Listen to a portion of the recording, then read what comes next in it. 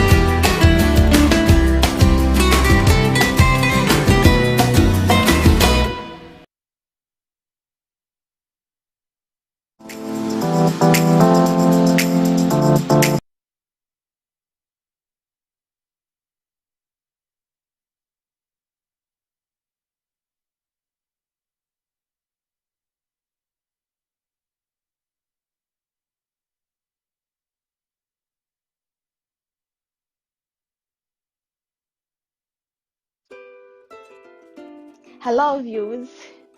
Good morning, good afternoon, and good evening from wherever you are watching us from here at the UNN TV. My name is Hanifa. I am a team member here at the UNN, and I'll be hosting a new show called Your Rights and the Law here at the UNN TV. We intend for this show to run twice a week if all goes as planned, of course.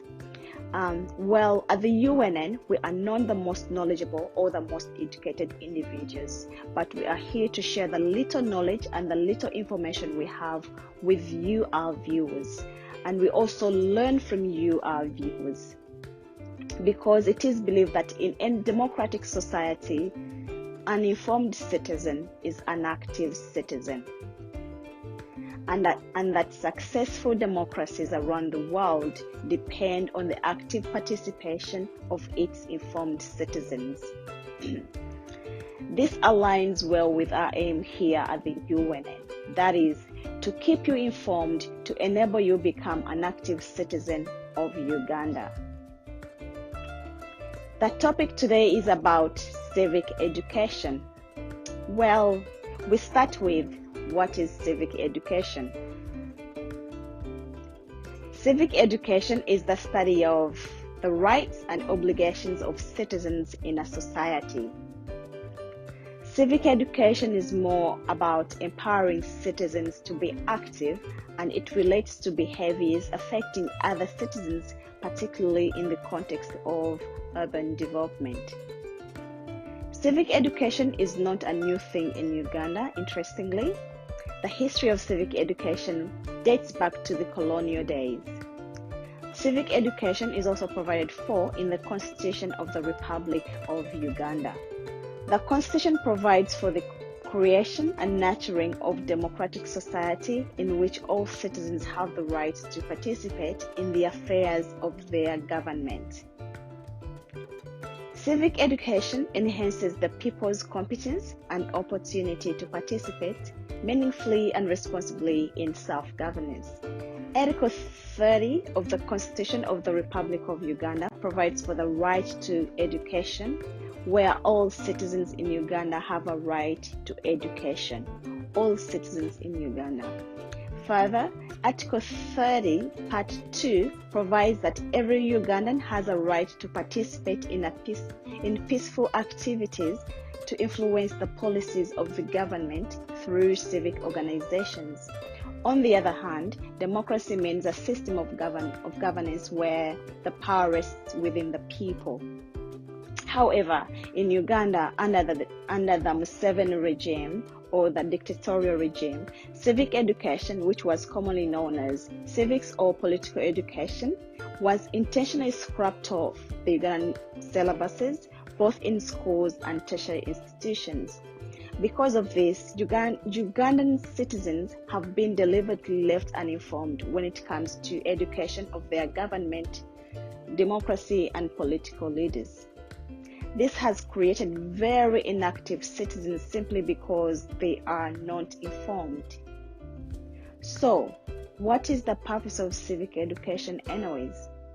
The main aim of civic education is to empower citizens to understand the political environment so that you, the citizen, can participate in democratic processes of your country. This is why civic education is sometimes referred to as democracy education. One basic component of civic education is it provides citizens with knowledge, such as knowledge on your rights as Ugandan citizens, and also knowledge of rights of an ordinary Ugandan.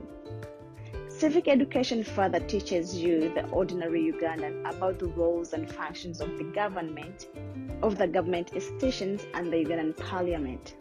Remember, knowledge empowers citizens to know and claim their rights and to demand the good governance from their elected leaders. Through civic education, you learn what you can do to support democracy in your country as it is stipulated in the Ugandan Constitution. So, why is civic education fundamental?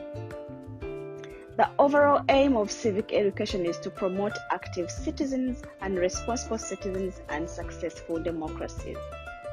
Like I mentioned earlier, this is why this kind of education was intentionally denied to Ugandans by the dictatorial regime. Successful democracies depend on you and me, the citizen, in a way that we can check in the government and our elected leaders. By checking in government and leaders, you, the citizen, you are holding your leaders accountable and demand them to fulfill their promises. As an informed citizen of Uganda, where things have gone wrong and leaders are not doing what they have promised and what they are supposed to do, because you are now informed, you are able to mobilize and educate others on what leaders are supposed to be doing. And also demand elected leaders to perform. Why is your participation important, and what are democratic responsibilities? As a responsible citizen who is an active citizen, you have the responsibility to respect and defend the laws and the constitutional values of Uganda. Citizen participation is very important feature in any functioning democracy. Participation as an active citizen. The more knowledge you gain, the more power you have to claim your constitutional rights. It is your responsibility to vote for the leaders, and you, the Ugandan citizen, did this in the just concluded elections.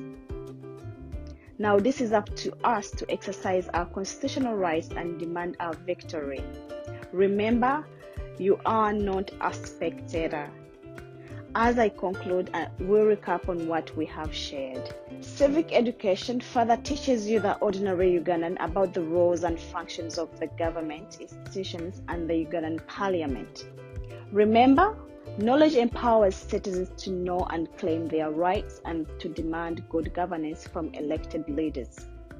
Through civic education, you learn what you can do to support democracy in your country as stipulated in the Ugandan Constitution. So, why is civic education fundamental? The overall aim of civic education is to promote active and responsible citizens in successful democracies. Like I mentioned earlier, this is why this kind of education was deliberately scrapped off the Ugandan syllabuses by the dictatorial regime. Successful democracies depend on you and me, the citizen, in a way that we can check in the government and also check in our elected leaders. By checking in the government and leaders, you, the citizen, you are holding your leaders accountable and demanding them to fulfill their promises. As an informed citizen of Uganda, where things have gone wrong and leaders are not doing what they have promised and they are supposed to do, because you are now an informed citizen, you are able to mobilize and educate others on what leaders are supposed to do, and also demand elected leaders to perform. Why is your participation important and your democratic rights?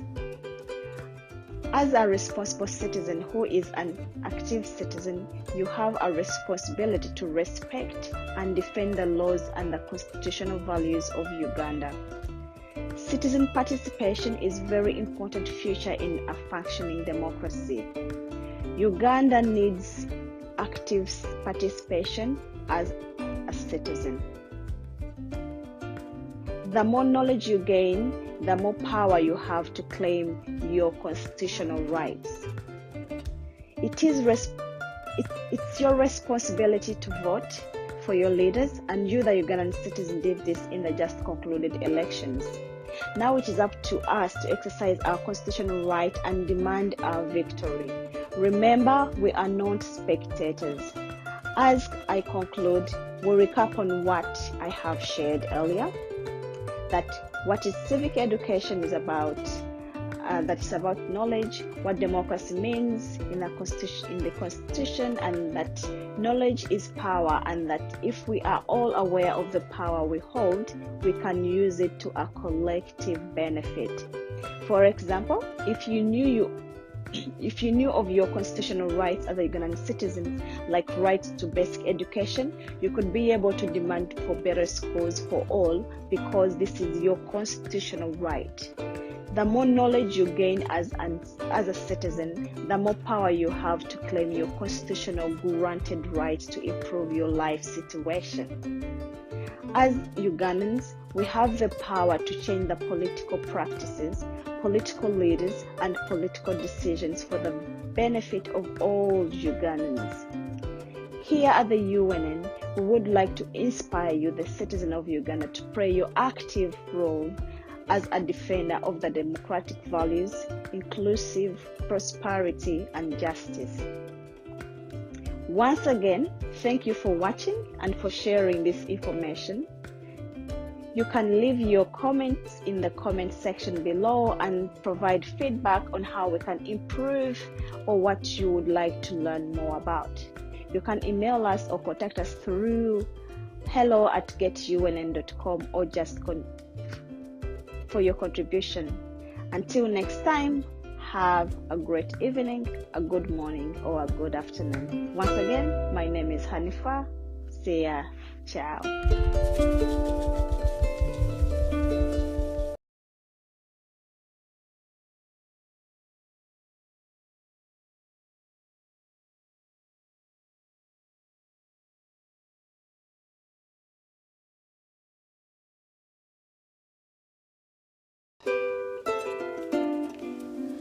Good morning, good afternoon, and a good evening from wherever you are watching us from. Thank you for coming back to the UNN TV, and thank you for the feedback that you have given from my previous episodes. Once again, my name is Hanifa, and I'm here yet with another episode of your Rights and the Law show here at the UNN TV. In today's episode, I'll be talking about the Constitution. This actually makes me question, has anyone here ever actually had a look at the Constitution or this document? Well, I have been lucky or fortunate enough that I have actually read both the Constitution of Uganda and the Constitution of the country that I'm calling home for now. Many years ago, while I was still a law student, I didn't like constitutional law. I found it to be very boring and very old. By then, I hadn't realized that this old document, all the laws in this country revolved around this old document, and that this same document was the most supreme law of this land. And like we have always said, we are not the most educated or the most knowledgeable individuals here at the UNN, but we are here to share the little knowledge we have with you, our viewers, with the goal of keeping you informed to become active citizens. So, what is the Constitution? To answer this question, I will first explore why we need a constitution, and I will not bore you with all the legalities, but rather I'll give you the basic the basic things that you need to know. Before I define what a constitution, it is better we first explore the fundamental things that we need as human beings. It doesn't matter your socio-economic status, but as long as a human being, you need things such as a voice in decisions that affect our lives, material well-being such as food, shelter and education, security and protection from violence and discrimination, and recognition and respect as individuals and as communities. To help meet these needs, people create governments and delegate powers to them to exercise for the common good of the society. The problem, though, is governments will need power to perform their functions, and history tells us again and again that power without limits leads to corruption, leads to dictatorship and oppression. Free, fair, and regular elections might ensure good government, where elections allow people to select who they want in power and vote out those who perform badly. However, basic rules are needed to monitor how this power is used. Those elected still have to protect your rights and promote your interests rather than using power for their own benefit.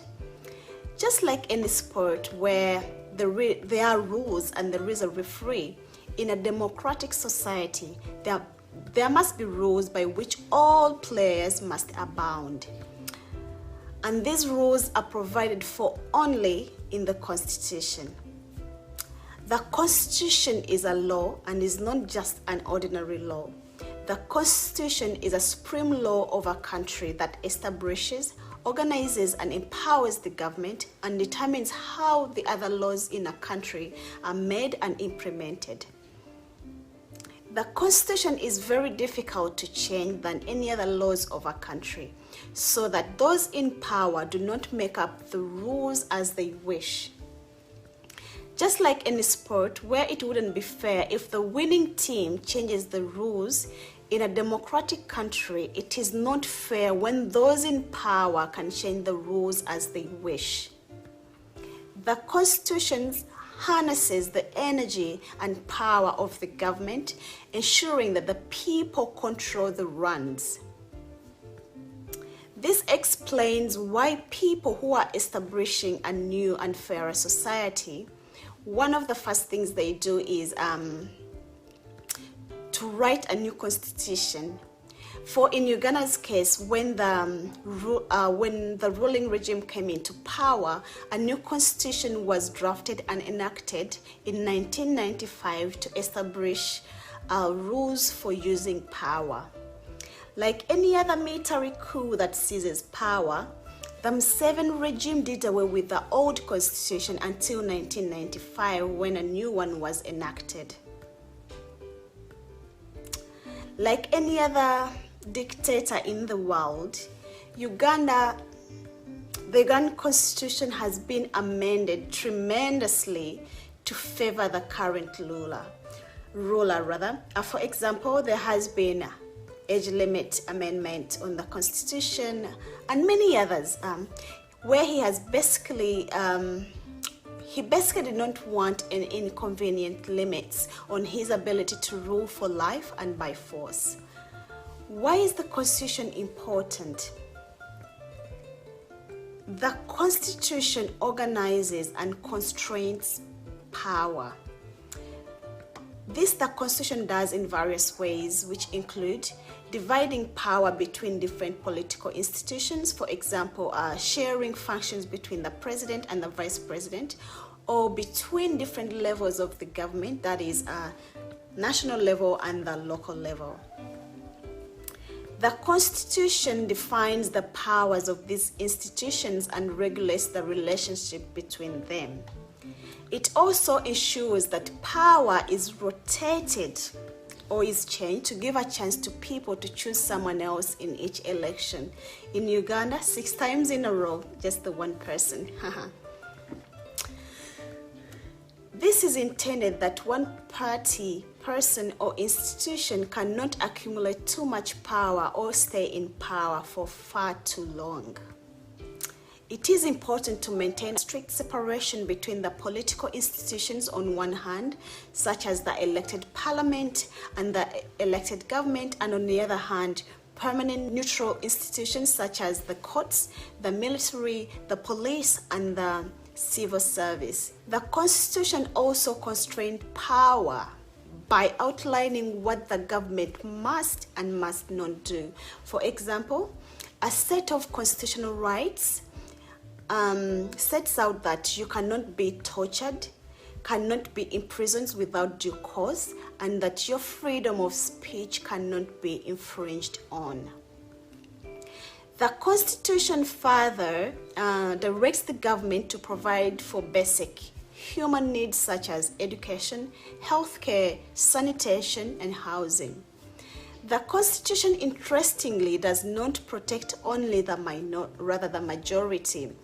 There are special provisions that protect the minority and marginalized groups for their security, their protection in the government, and their culture. Our Constitution also provides for nation-building function. It embodies national unity and to reflect and declare the identity of the nation and its people, where it announces to the citizens, to the government itself, and the outside world what our nation is, what it stands for, where it has come, and what its vision for the future.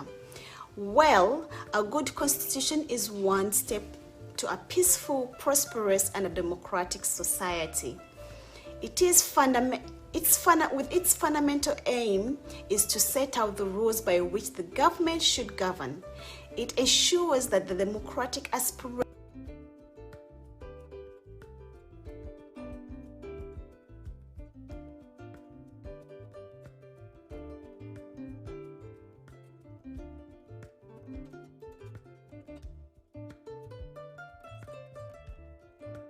the Constitution cannot build a road, school a child, or even provide citizens with drinking water or heal the sick.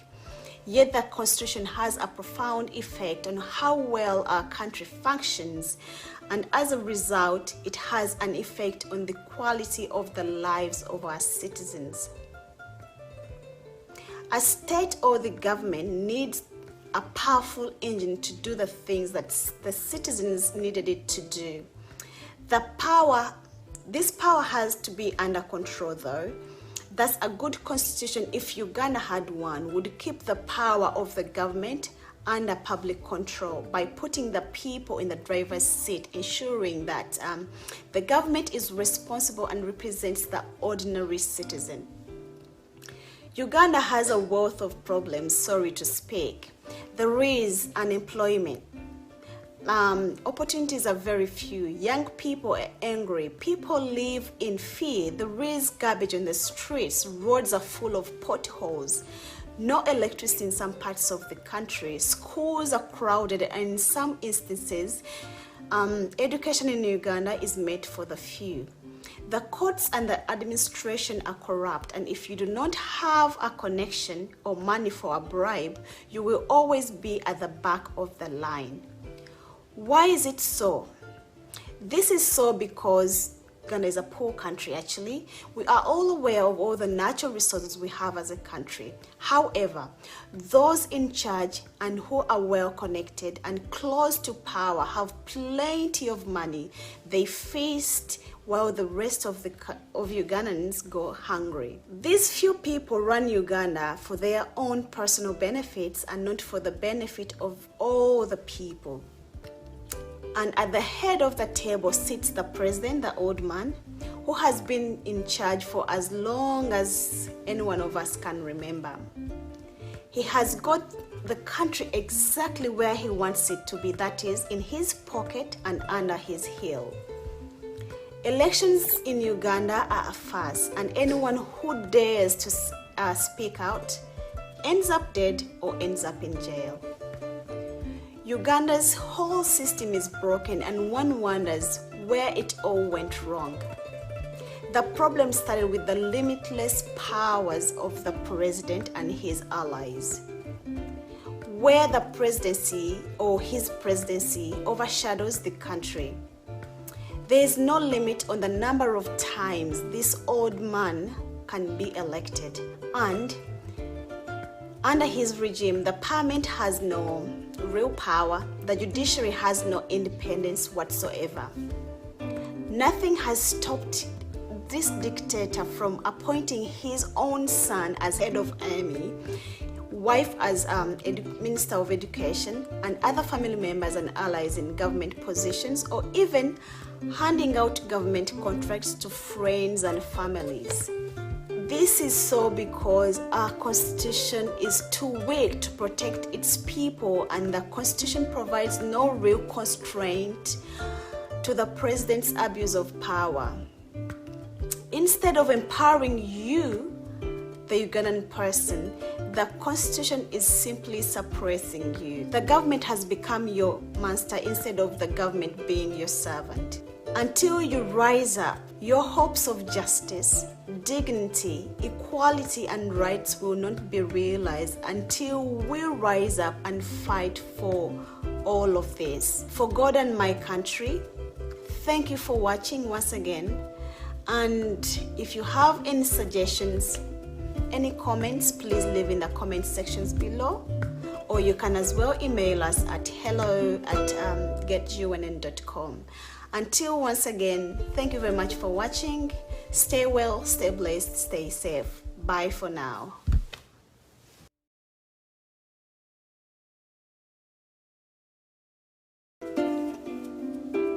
Good morning, good afternoon, and a good evening from wherever you are watching us from. For those of you who are new here, my name is Hanifa, and I'm here yet with another episode of your Rights and the Law show here at the UNN TV. Please do not forget to share this video, and thank you for sharing. Please share with people you think that may benefit or might be interested in this video. Thank you for sharing. I truly hope, and I really hope that you are all keeping safe. It is a very crazy world we are living in. Lots of stuff is happening. COVID has for sure changed our lives for both the good and the bad. It is okay actually to pause life when you really have to, and take care of yourself and the things that really matter. Your mental well-being, and if possible, taking care of those around you and the people you care for. This pandemic has caused more mental health problems, and it is very okay to seek professional help. Please do not feel shy. Seek help if you have to. News coming from Uganda in regards to COVID is not so good.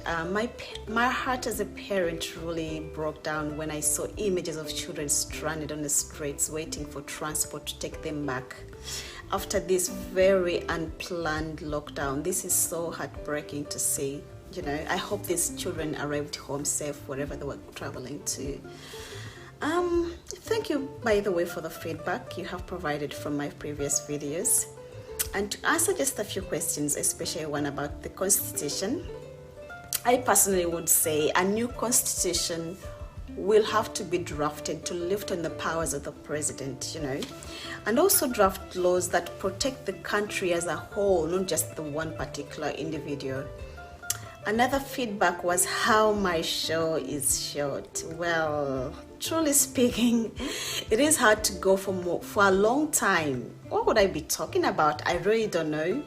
I personally am not the best public speaker, but I'm trying my best. I am truly trying my best. I'm still a work in progress, and as the show progresses, I might be able to record for longer. Thank you for the feedback, and thank you for sharing the video. And like we all know here, we're not the most knowledgeable or the most educated individuals, but we are here to share the little knowledge we have with you, our viewers, to keep you informed, to enable you become, active citizens. Moving on, we have all heard about the term leadership and servant leadership nearly every day, but have you ever actually tried to understand what these concepts mean, especially to you, the ordinary Ugandan, and how decisions made by your leaders, your elected leaders, impact your life and lives of generations to come? In today's episode, I will try to break down the term leadership and servant leadership, specifically in governance. I will focus mainly on servant leadership in a democratic society, Uganda being one, and explore the power of servant leadership.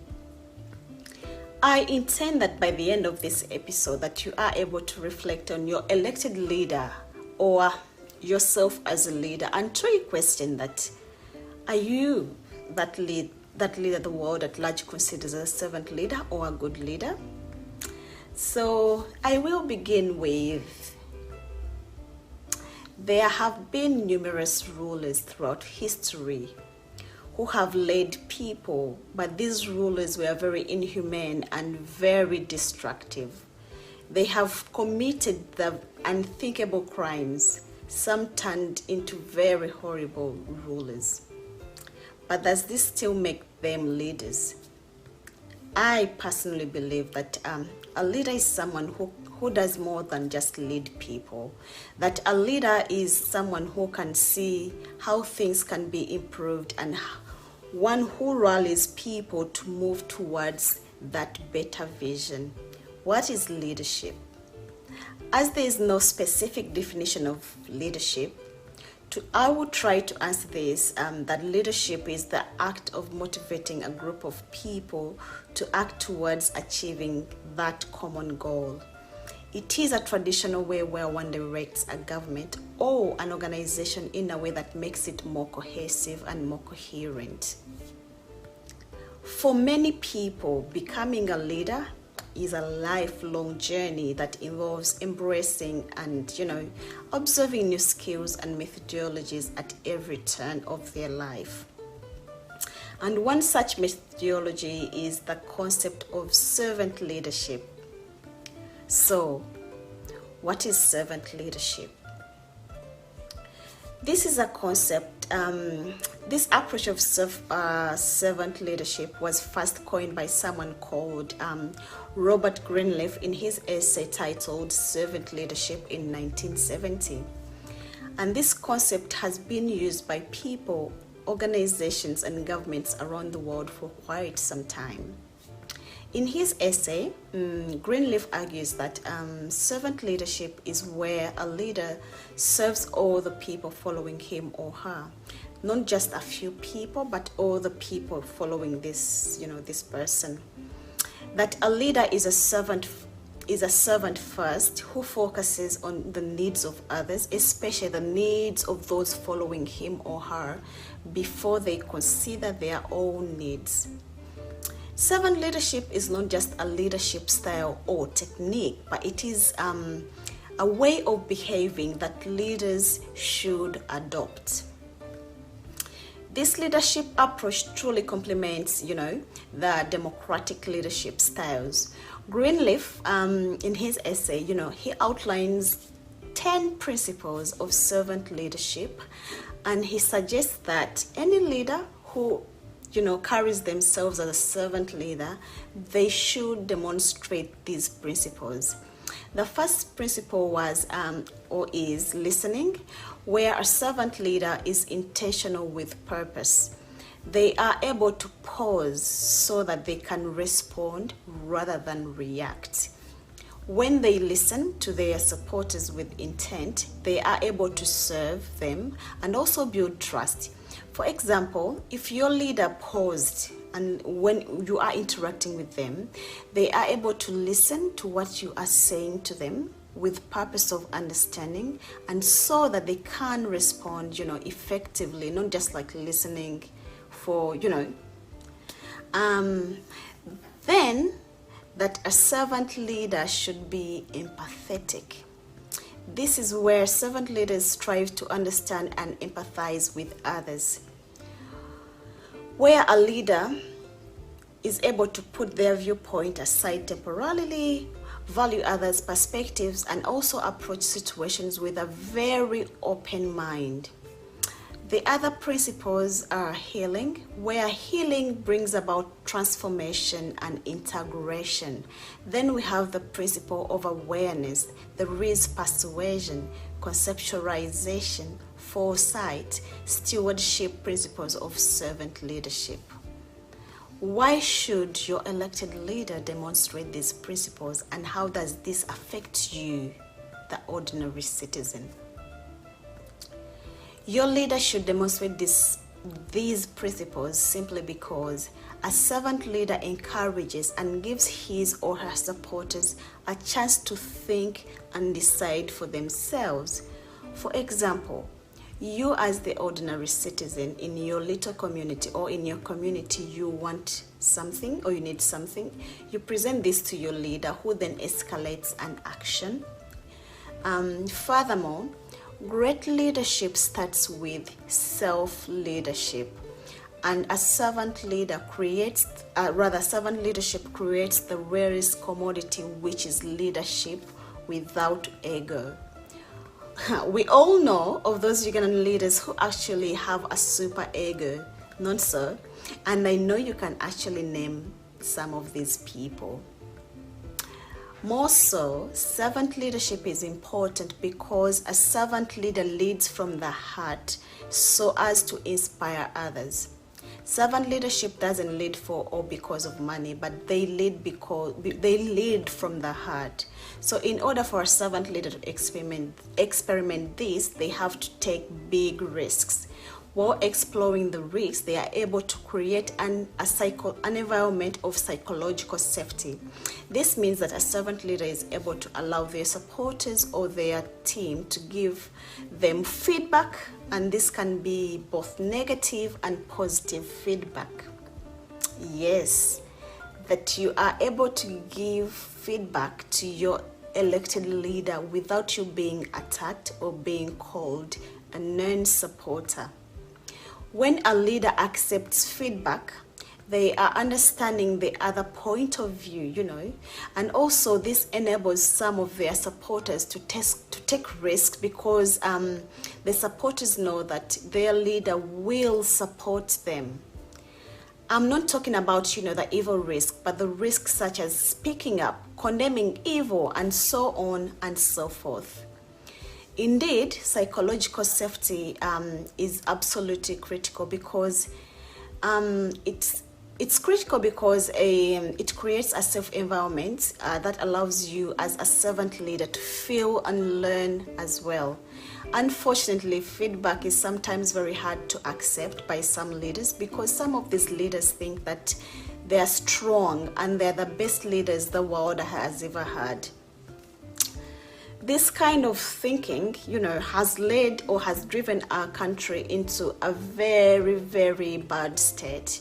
We don't know. We shall get out of this bad state, but, this kind of egoistic thinking has led us to a very bad state.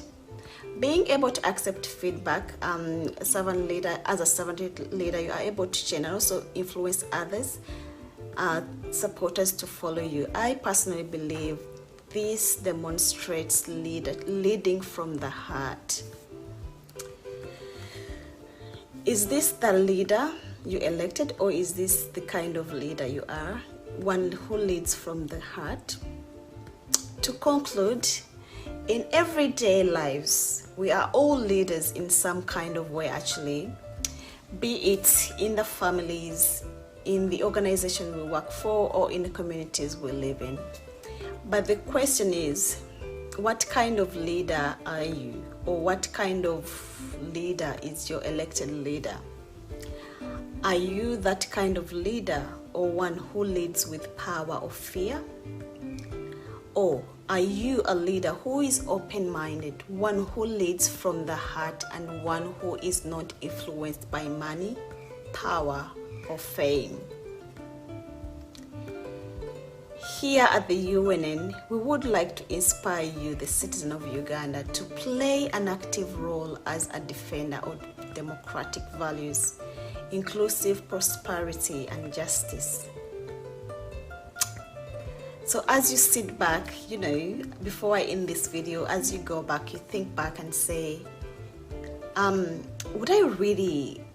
we really having any servant leaders? Because I've seen leaders in Uganda where we go on to say, my elected leader, or where leaders are actually saying, I'm going into, say, for example, into the parliament because I have to buy I need this money to go into the parliament because I have my personal needs. They have forgotten really the reasons as to why you elected them into power, and they have forgotten truly believing that they are supposed to serve you first before they even think about taking my mom abroad for medical bills, for medical care, taking my family to wherever X location, or serving this. They're supposed to be representing you. They are supposed to be serving you. But it is very, very unfortunate. It's very heartbreaking that leaders in Uganda are not doing this. But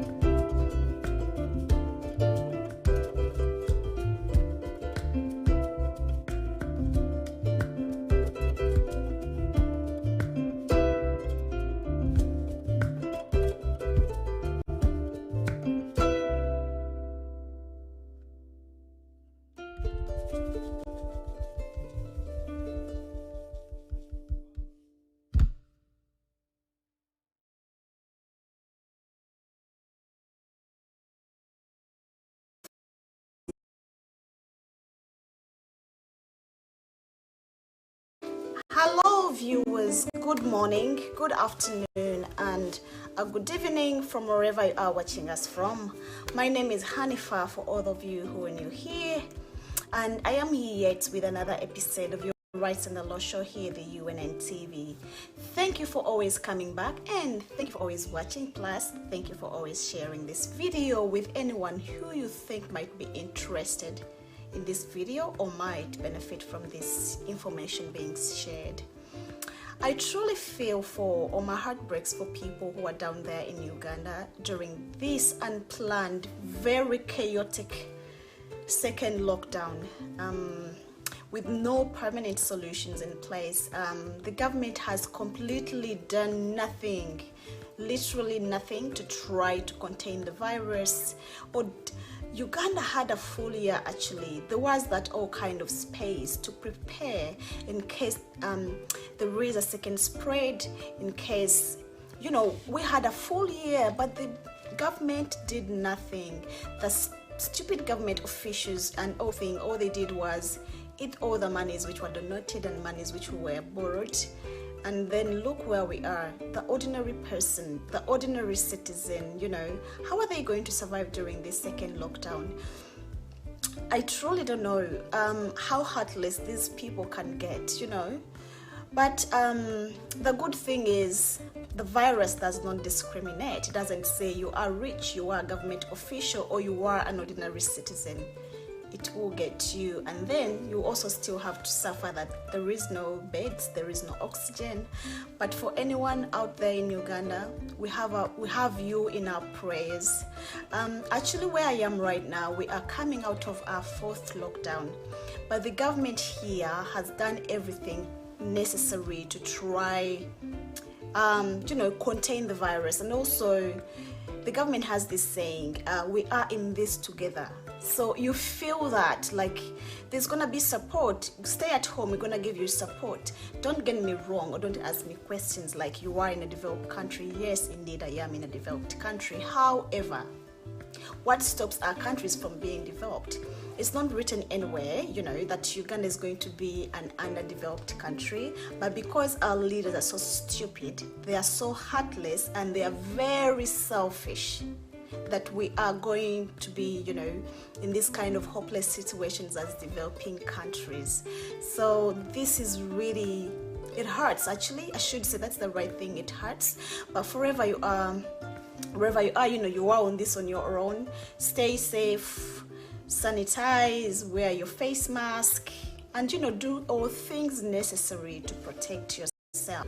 So moving on, many years ago, as I was going through high school, I was fortunate enough to do my office practice with one of these very incredible lawyers.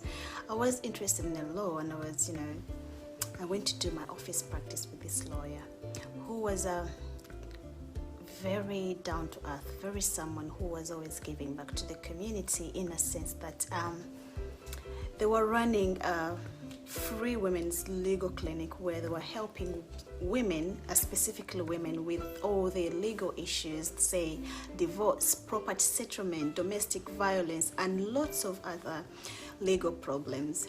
I found this to be very fascinating. So one time I was having a conversation with this lawyer, and I asked them what draws them to step away from the very busy legal schedule, like every second Wednesday, to come and do this pro bono or free legal services to women. So this lawyer mentioned that for every woman you help, you're helping lots of women behind this woman, lots of people behind this woman. You will see her as just the one person, but there are lots of people who are benefiting from the legal services they are getting. This really resonated so much with me, and I promised myself that one time, if I ever went back to law school, or if I ever went to law school, I will be practicing human rights law, or I'll study about human rights law. But life happened, and I ventured into a very different, side of the law. That brings us to today's show, which is human rights. So by now we know about today's topic, which is going to be about human rights. So we shall be exploring what human rights are. Are they really human rights in Uganda? How are they protected? What's the government or those in power doing to protect human rights, and so on and so forth. So to start with, human rights have been constantly evolving throughout human history.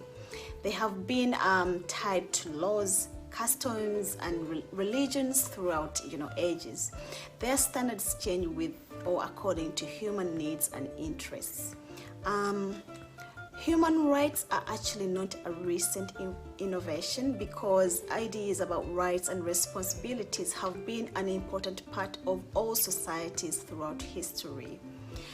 Since the Second World War, there has been a united effort by nations of the world to decide what rights belong to all the people and how they can best be promoted and protected.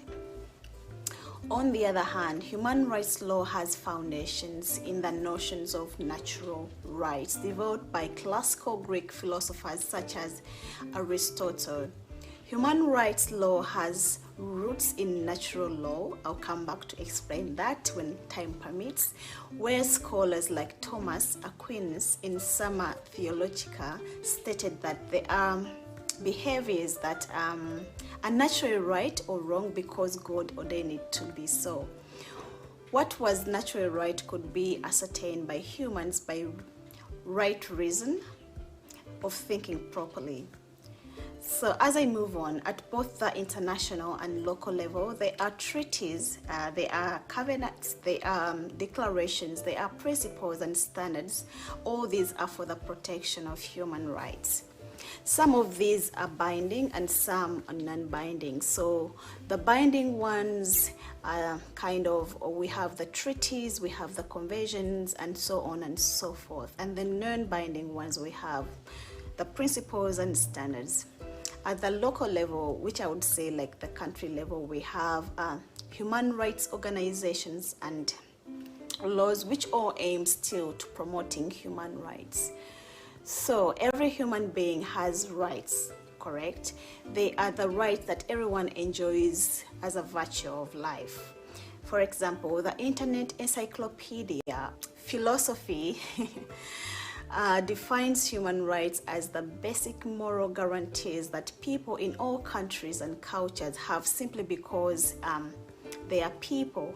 In other words, human rights are the basic, or human rights, in other words, human rights are the rights human beings enjoy because they are human beings. Because you're a human being, guaranteed you have these rights. Human rights are a basic need that all humans must enjoy in order to have a meaningful life. So meaningful life is very subjective, but that is the international standard. Human rights ensure that people can freely and that they can reach their fullest potential, participate and contribute to society. All human beings must be treated fairly and with dignity and with respect, because respect for human rights is a very, very essential feature of constitutional democracy, and Uganda is considered a democratic country. So why are human rights important, and they're gonna take on human rights?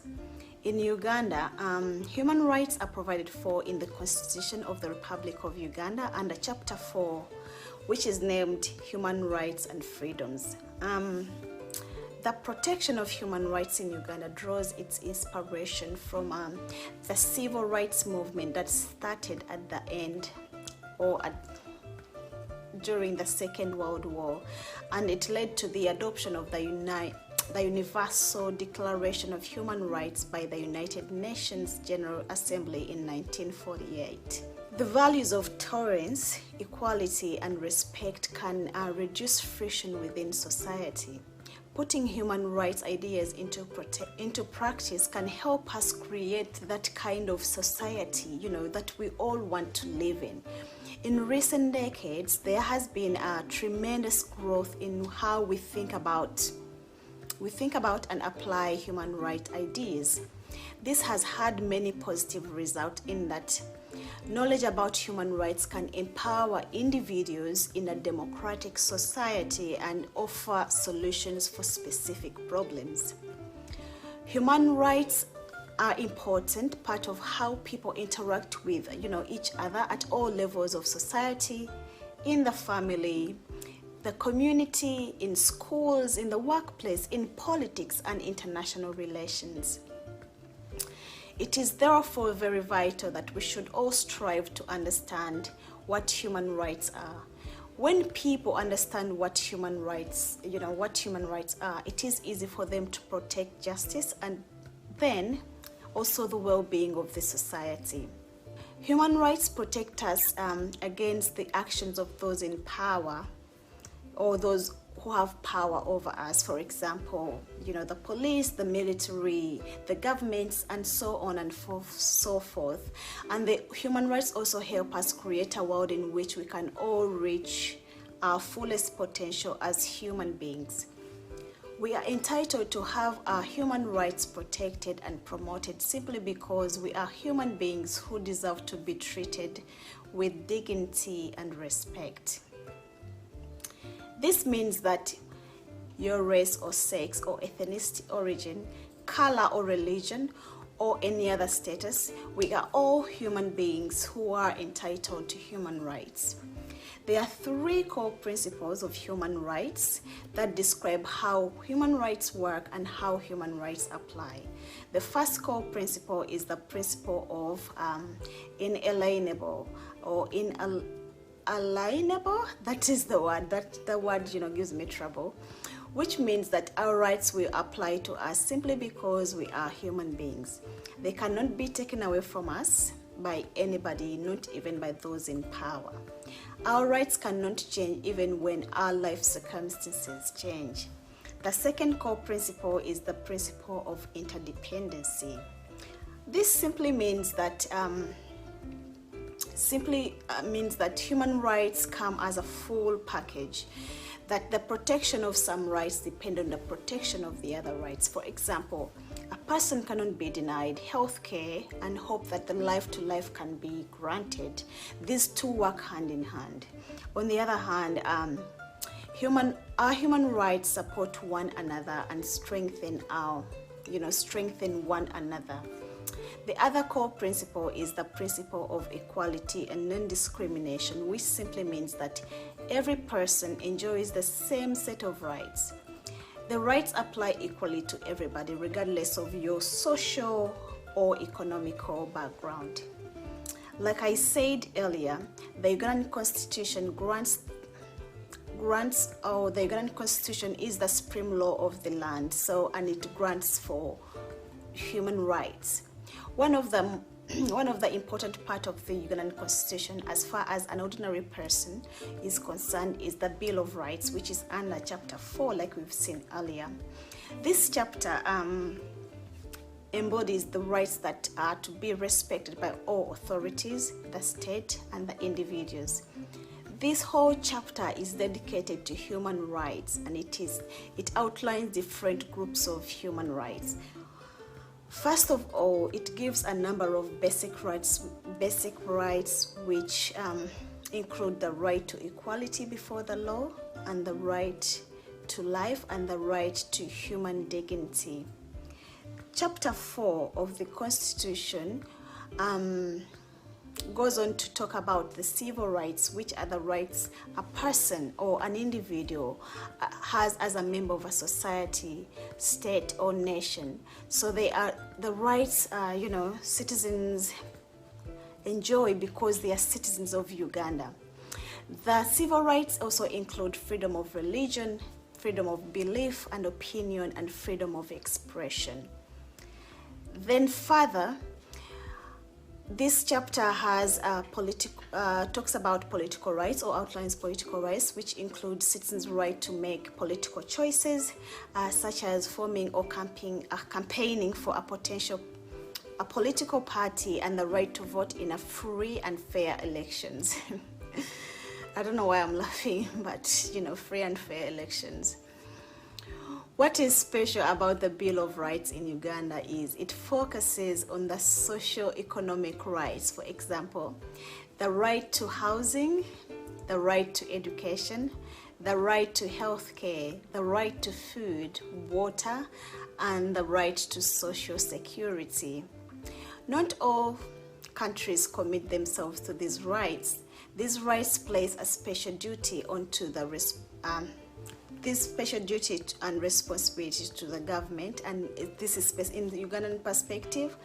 This chapter places this responsibility to the government of Uganda. So you are entitled to this by the Constitution. There are different groups of human rights under the Bill of Rights in Chapter 4. The bill requires the government to respect, promote, and fulfill these constitutionally granted rights. So human rights not only talk about, are supposed to be observed by the government, but also citizens, where citizens not only have rights but obligations too. The same values that protect us to guide citizens on how to treat one another in the society. As a citizen, you have the responsibility to protect these rights at all times. For example, even if we do not like another person, it is our duty to respect his or her rights, right? This can easily be shown when we think about the basic rights. For example, the right to basic education, which essentially means that you are free to go to school, but also means that you cannot prevent or stop anybody from going to school. but this has actually been done in Uganda as I speak. The Bill of Rights also applies to relations between individuals, the government, and other institutions. Human rights are important because human rights are a central feature of any constitutional democracy, like we've seen, and Uganda is perceives or carries itself as a constitutional, rather a democratic country. We move on to the failed state of human rights in Uganda. Like in the previous episode, we've talked about the constitution. Uganda has a constitution which has truly suppressed the ordinary individual and has given the rulers absolute and lots of powers. It is a shame that the Ugandan constitution dedicates a full chapter to human rights, like we've seen. Chapter 4, if you opened it, is dedicating to human rights, but nothing mentioned under this chapter applies in Uganda or has been observed in Ugandan terms. Many human rights organizations are present and active and have again and again condemned human rights violation in this country, like the killings, the murders, abductions, and all lots of things. Because the head of the country is the law himself, all these recommendations and condemnations fall on deaf ears. It's more like, what are you talking about? Human rights are grossly violated, and such violations are directly attributed to the government, no question. The law provides for several agencies to investigate, inquire into, and prosecute human rights violations like the unlawful killings by the security forces. However, it is evident that these agencies were largely ineffective.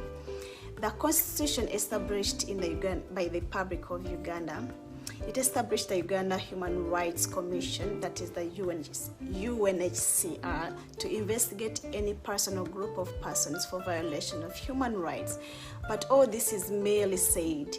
Reports were written, violations still continue. So literally, these are things on paper, Human rights are inherent and are not accorded by the state.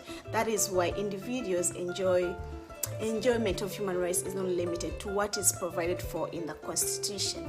The notion of human rights goes beyond the violation that we see currently. As the world evolves, new violations come up, and that may not necessarily be provided for in the Constitution. The lack of express protection of certain human rights is used as an excuse to commit the gross violation of human rights in Uganda. Fellow Ugandans, it is our time to protect our human rights. It is now that we revolt to oust the bloody regime, the bloody angry regime. For a gentle reminder, the Constitution provides for all these rights, but nothing has basically been done. Nothing has stopped the Ugandan government, security forces from violating these rights. For example, the right to life, where people are turning up to hospitals and there is no oxygen, they end up dying, so the right to life is violated there and then. So I call upon you people, we stand up. The time is now. There's no other time. It's today. It is now that we do something. Otherwise, we're going to continue dropping dead in hospitals, being shot by, security organizations, being done all the unthinkable things that a fellow human being can ever do to another human being. Thank you for watching, and thank you for staying until the end. For any feedback, you can leave in the comment sections below. You can also email us at hello@getunn.com. Thank you very much for watching. Until next Sunday, have a good morning, a good evening, or a good afternoon. Ciao.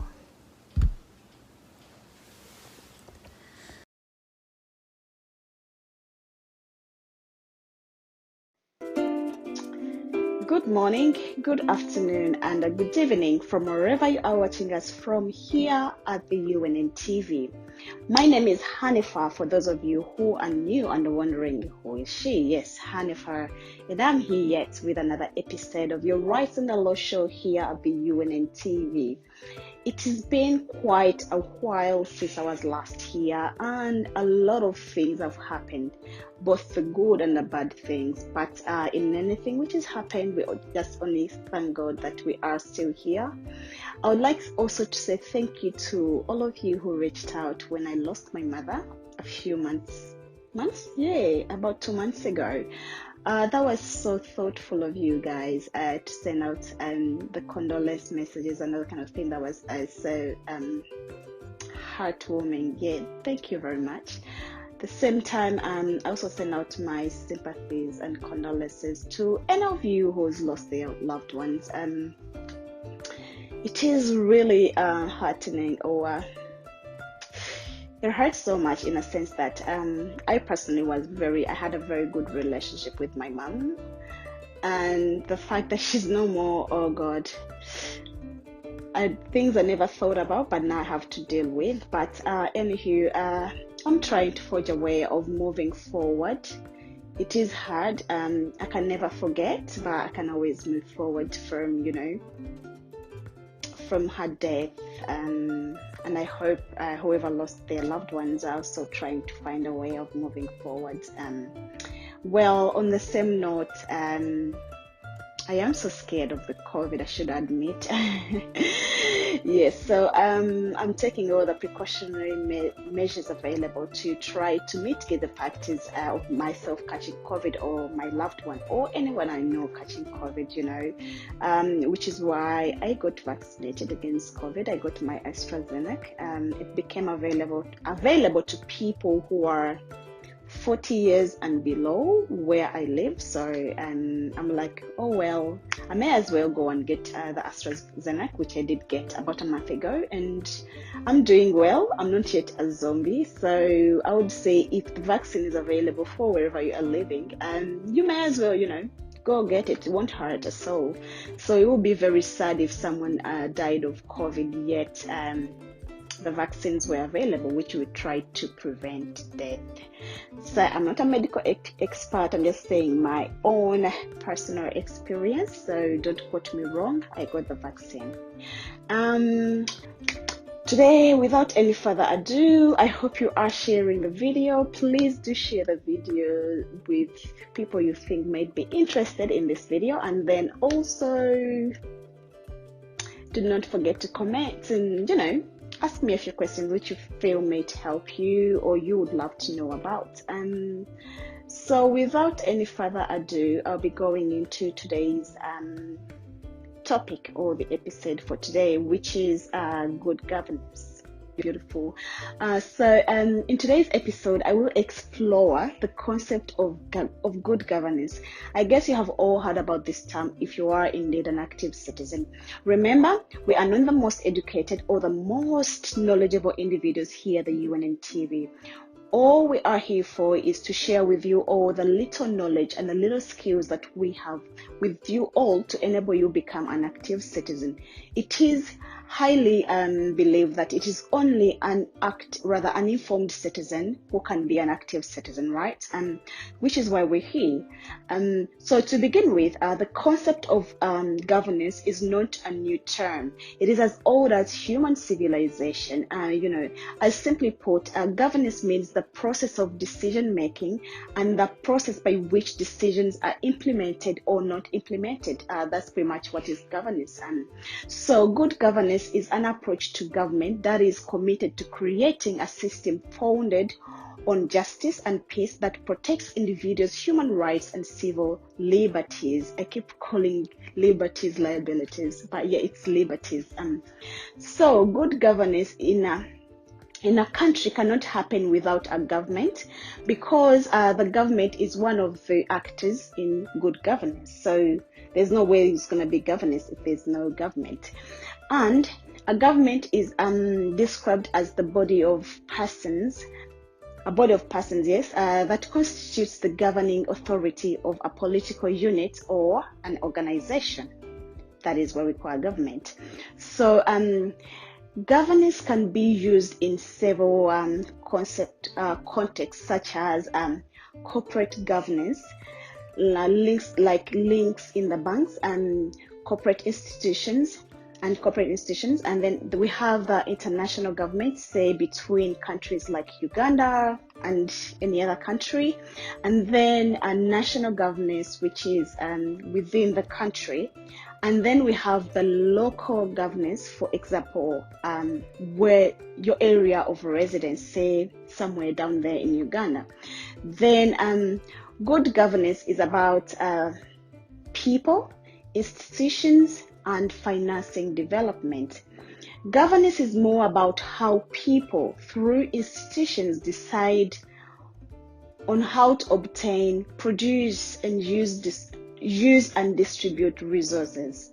There are many other actors involved in governance, which vary depending on the level of government that is under decision. So when we say that, it's like which level of government is deciding on something. For example, in rural areas, for example, actors may include influential landlords, associations of peasant farmers, and cooperatives.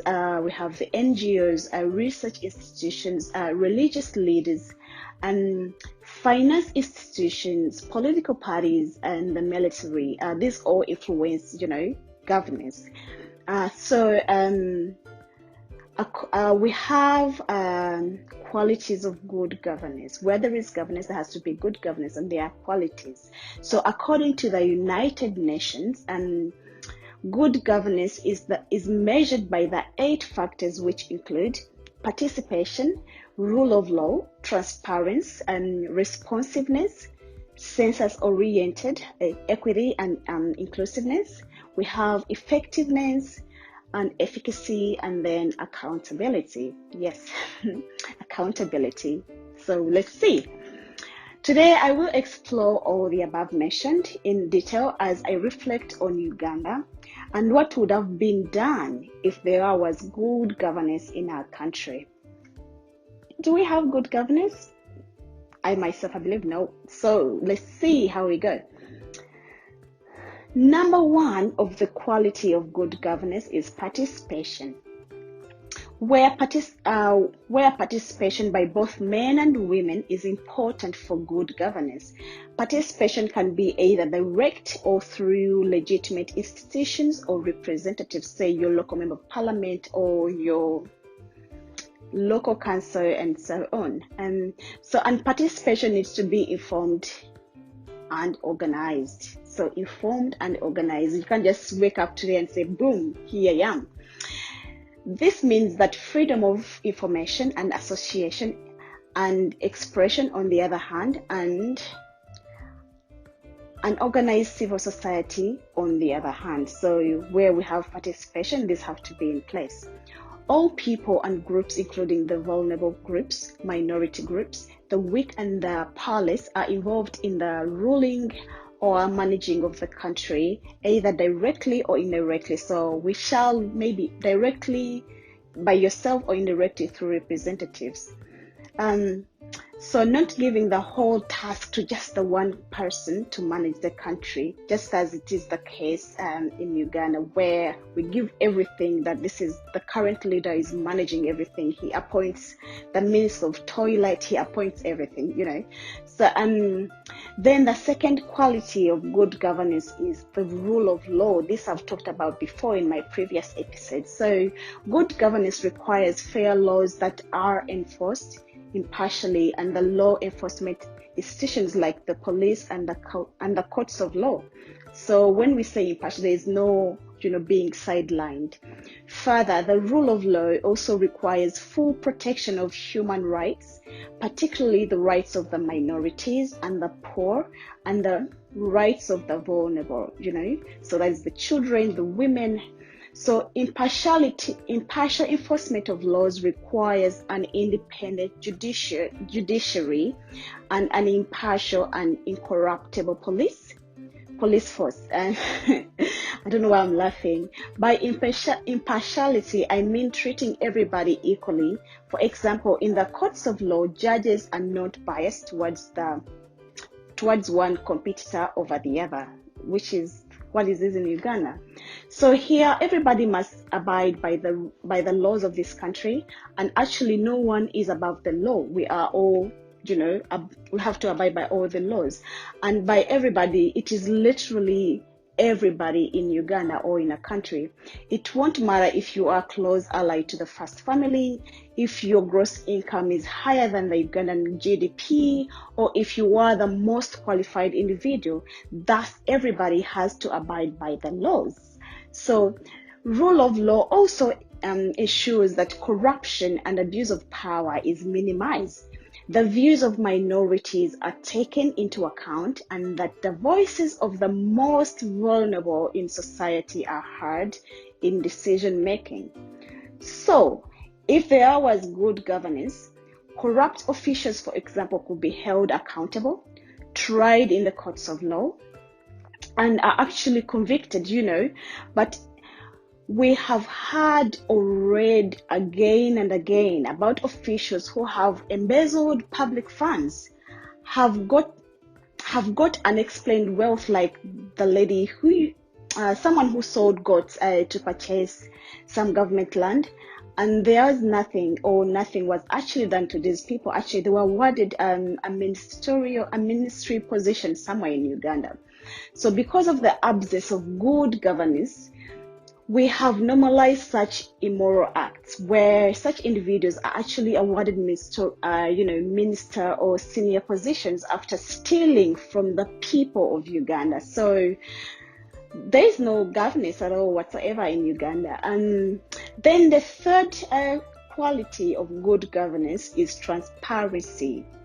By transparency, we mean that decisions are taken and their enforcement are done in a manner that follows rules and regulations. It also means that information is freely available and directly accessible to those who will be affected by such decisions and their enforcement. It also means that enough information is provided, and that it is provided in easily understandable forms and media. You know how in each and every part of Uganda, the message to vote for the yellow regime reaches all remote parts of the country, right? But the information about COVID and what people are supposed to do cannot go past 50 kilometers out of Uganda, because right now people are confused, like, what is COVID anyways? So COVID is a disease for those living in Kampala. So further, transparency is also responsive to the present and future needs of the society. Under good governance, all leadership in place is appointed or elected accordingly to already existing laws. So a leader can't make laws that favor them to be elected, which is a case in Uganda. Thus, if there was good governance in Uganda, the already existing constitutional law, for example, that limit the number of times a presidential candidate can rule, and the age limit would have never in a million years been tampered with if we had good governance. Further, all decisions taken by the leaders and those managing national programs would still be based on the existing laws. So you don't do laws which favor you. You already use the existing laws. So also the other quality of good governance is responsiveness. Where good governance requires that institutions and processes try to serve all stakeholders within a reasonable time frame, where national programs and projects are put in place, should be made in such a way that they meet people's needs. And to ensure this, people must be consulted on what they need, because needs differ from community to community. But as much as possible, the priority needs to be community should be met over time or immediately as the situation calls for. So what is needed in Kampala is not really what is needed somewhere way out of Kampala. For example, during this pandemic, the COVID relief support or aid, well,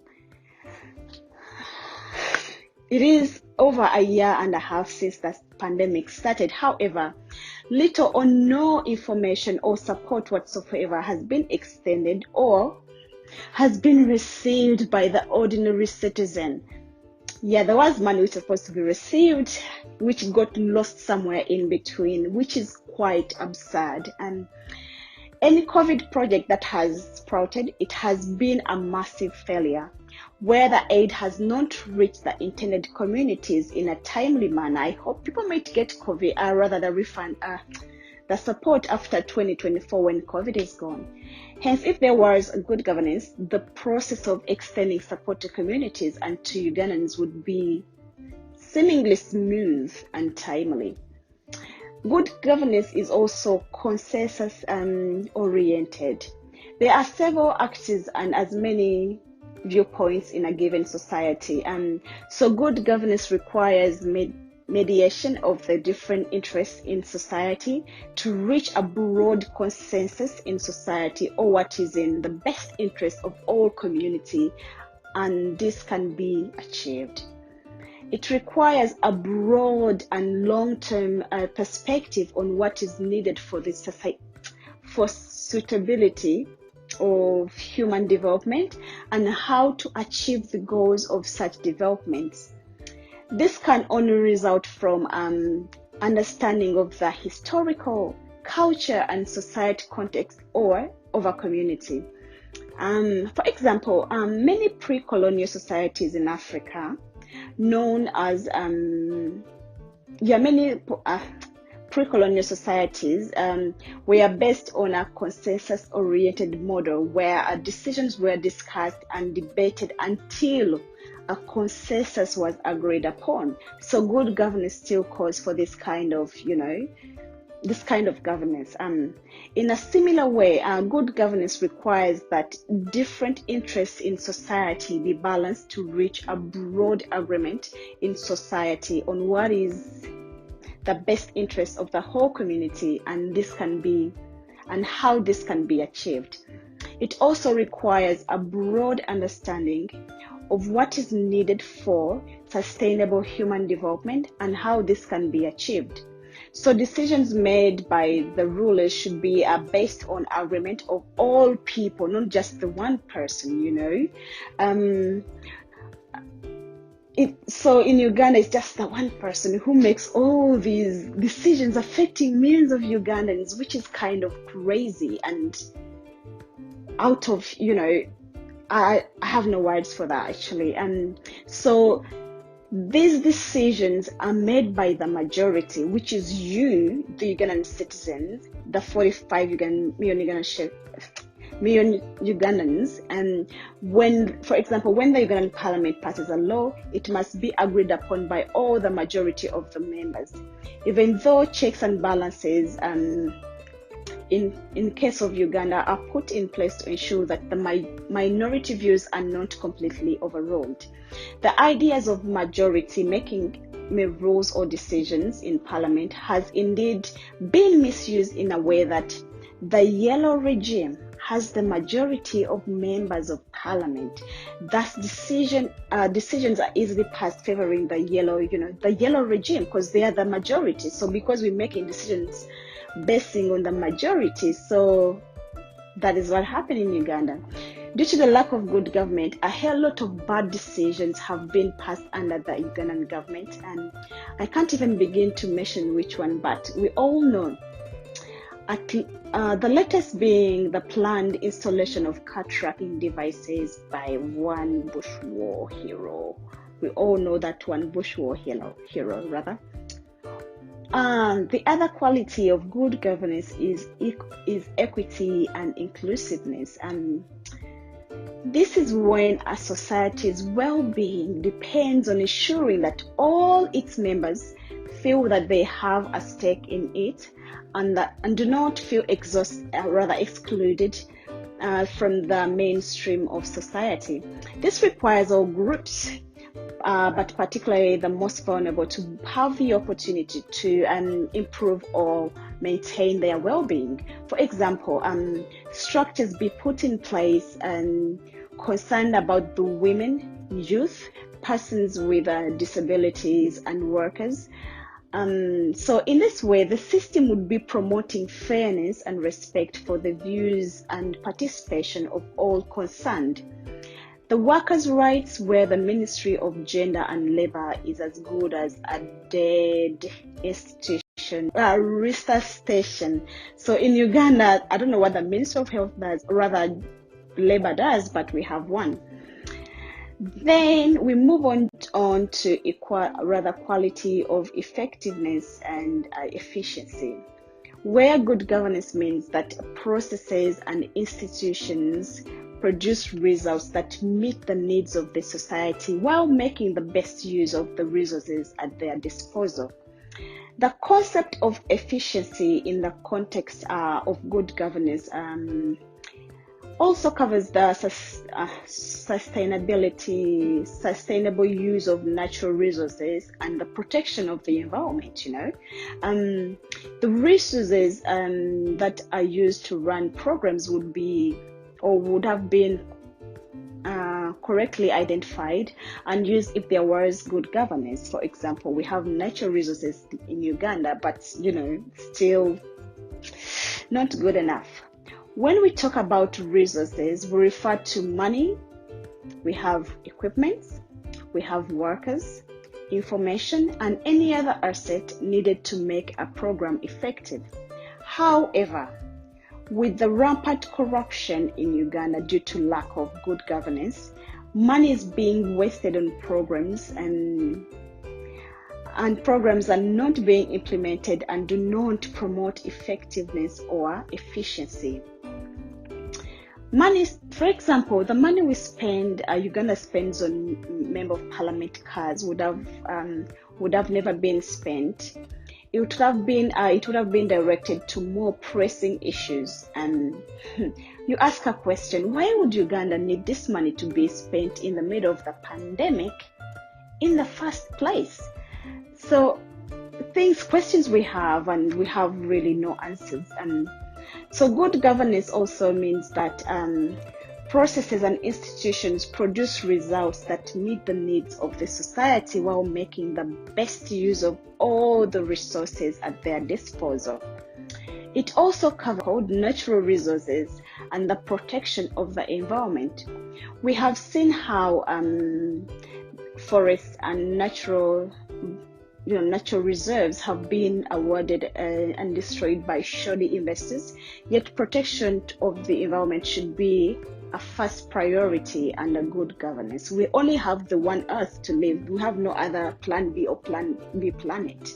So the other quality of good governance is accountability, where accountability is a key requirement of good governance, in a sense that not only government institutions but also private sector and civil society organizations must be accountable to the public and to their institutional stakeholders.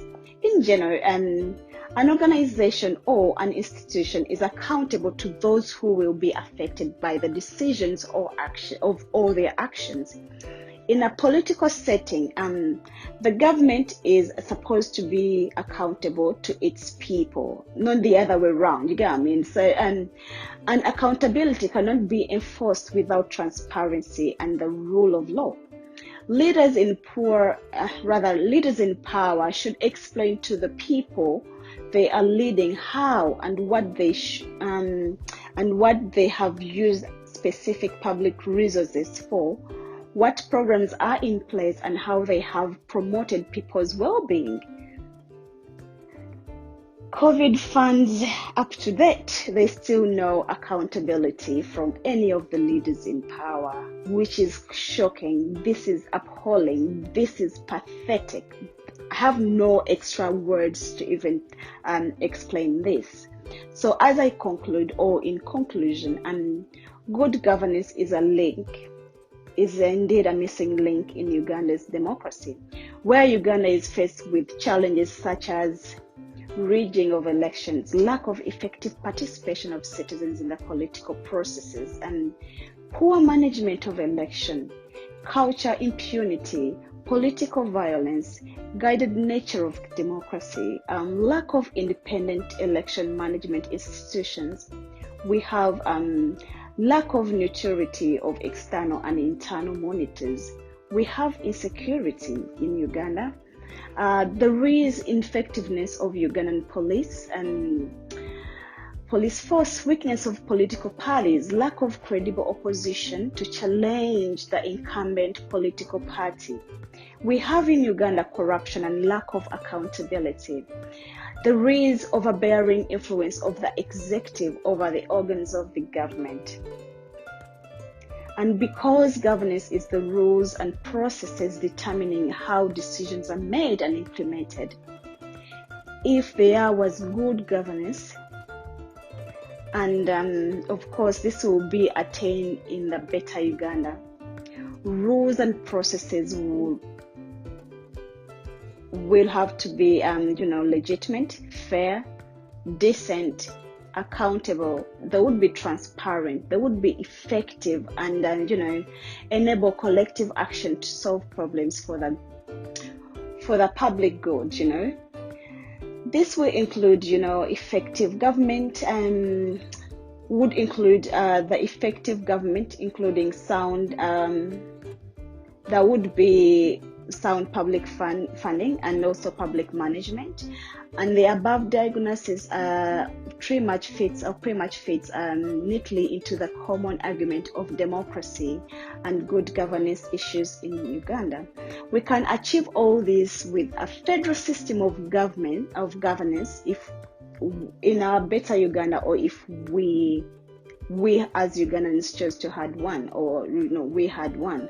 For a better Uganda, my name is Hanifa, and a good morning, a good afternoon, and a good evening from wherever you are tuning from. For any of your suggestions, comments, feedback, you can leave that in the comment section below, or you can email us at our email address, which is hello@getunn.com. So I will be able to answer your questions. I hope you have benefited something, or you are able to pick something from here. You're not here to listen to attack, but you are here to listen with the objective of learning. Listen to understand. That's the way forward. Actually, that is how we learn as well. So until next time, I hope to see you again. Have a good morning, a good afternoon, and ciao.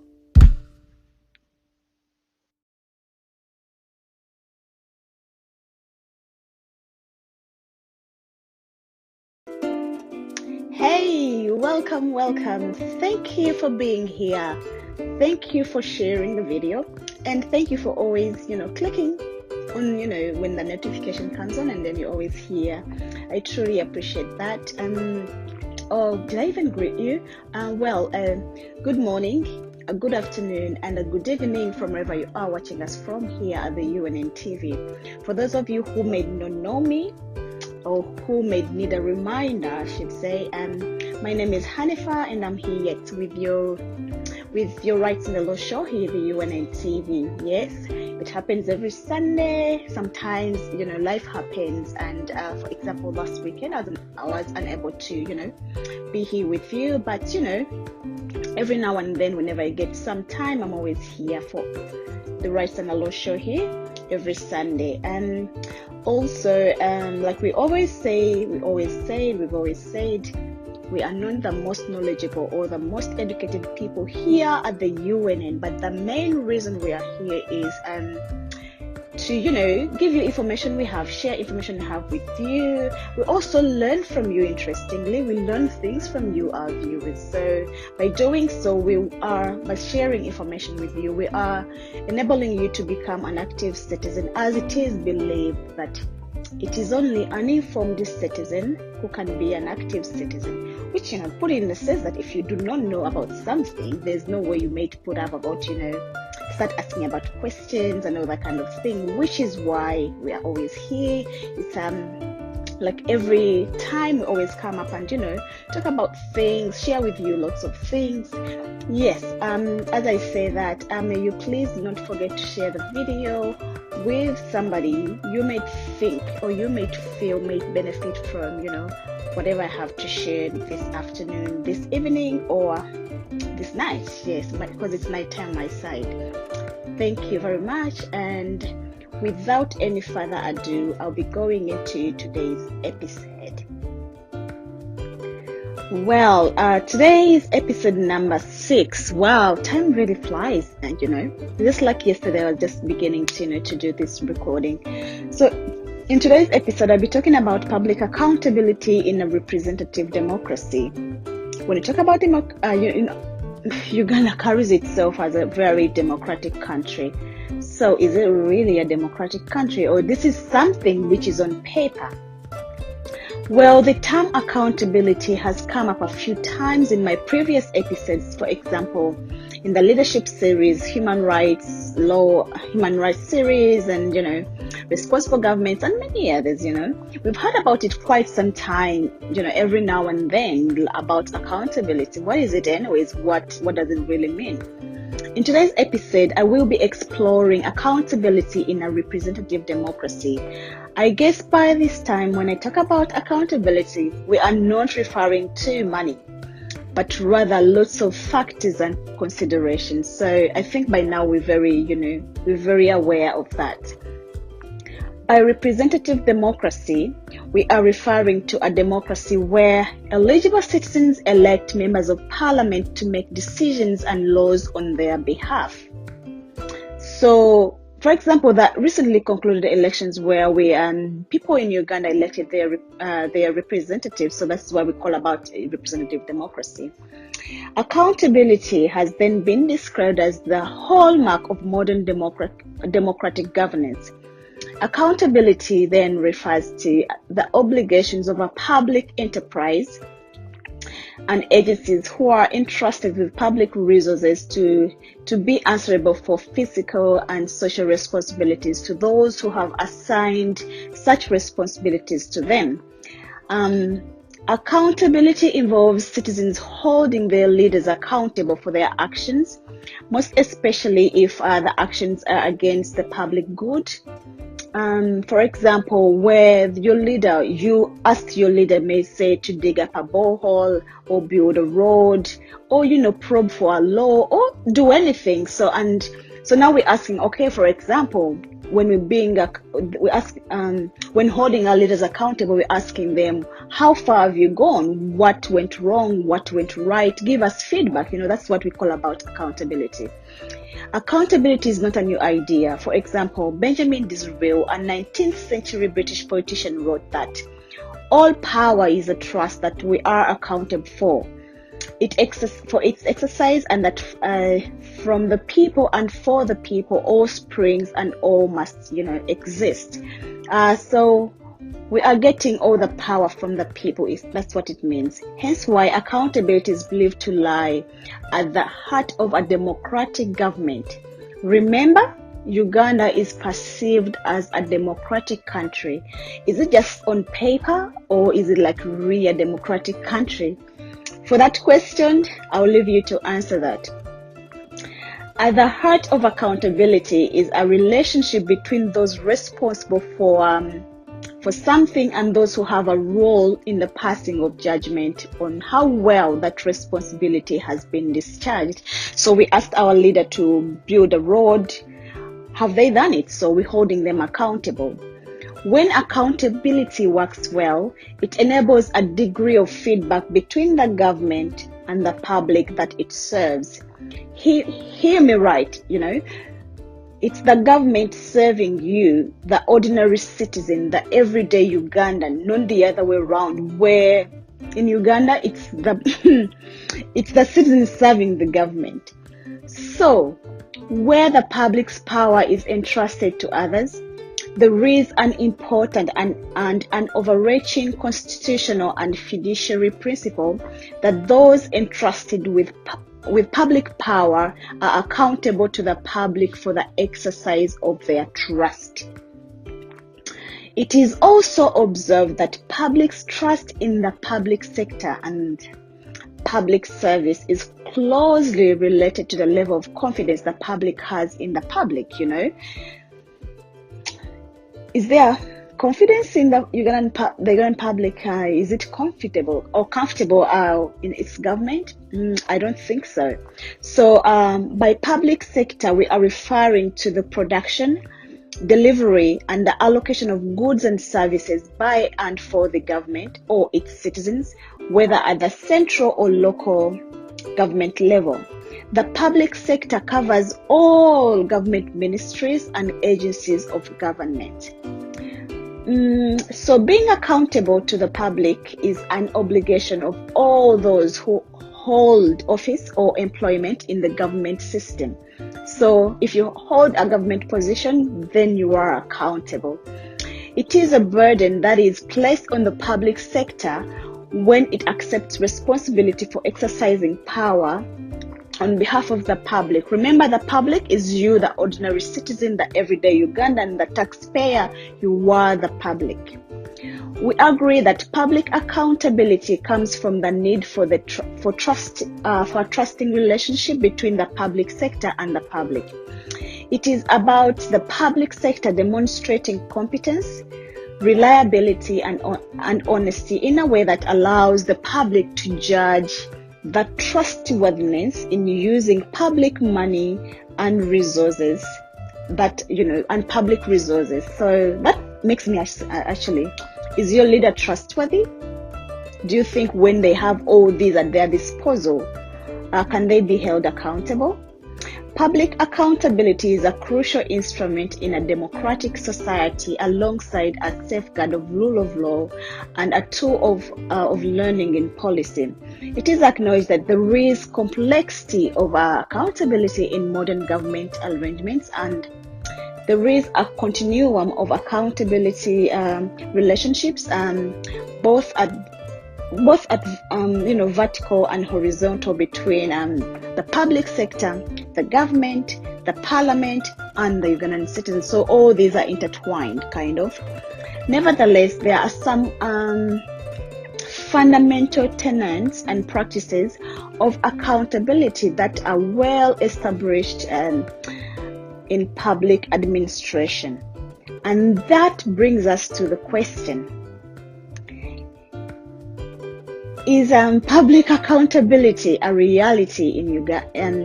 Is public accountability a reality, or is it a myth in Uganda? Rather a myth, is it real?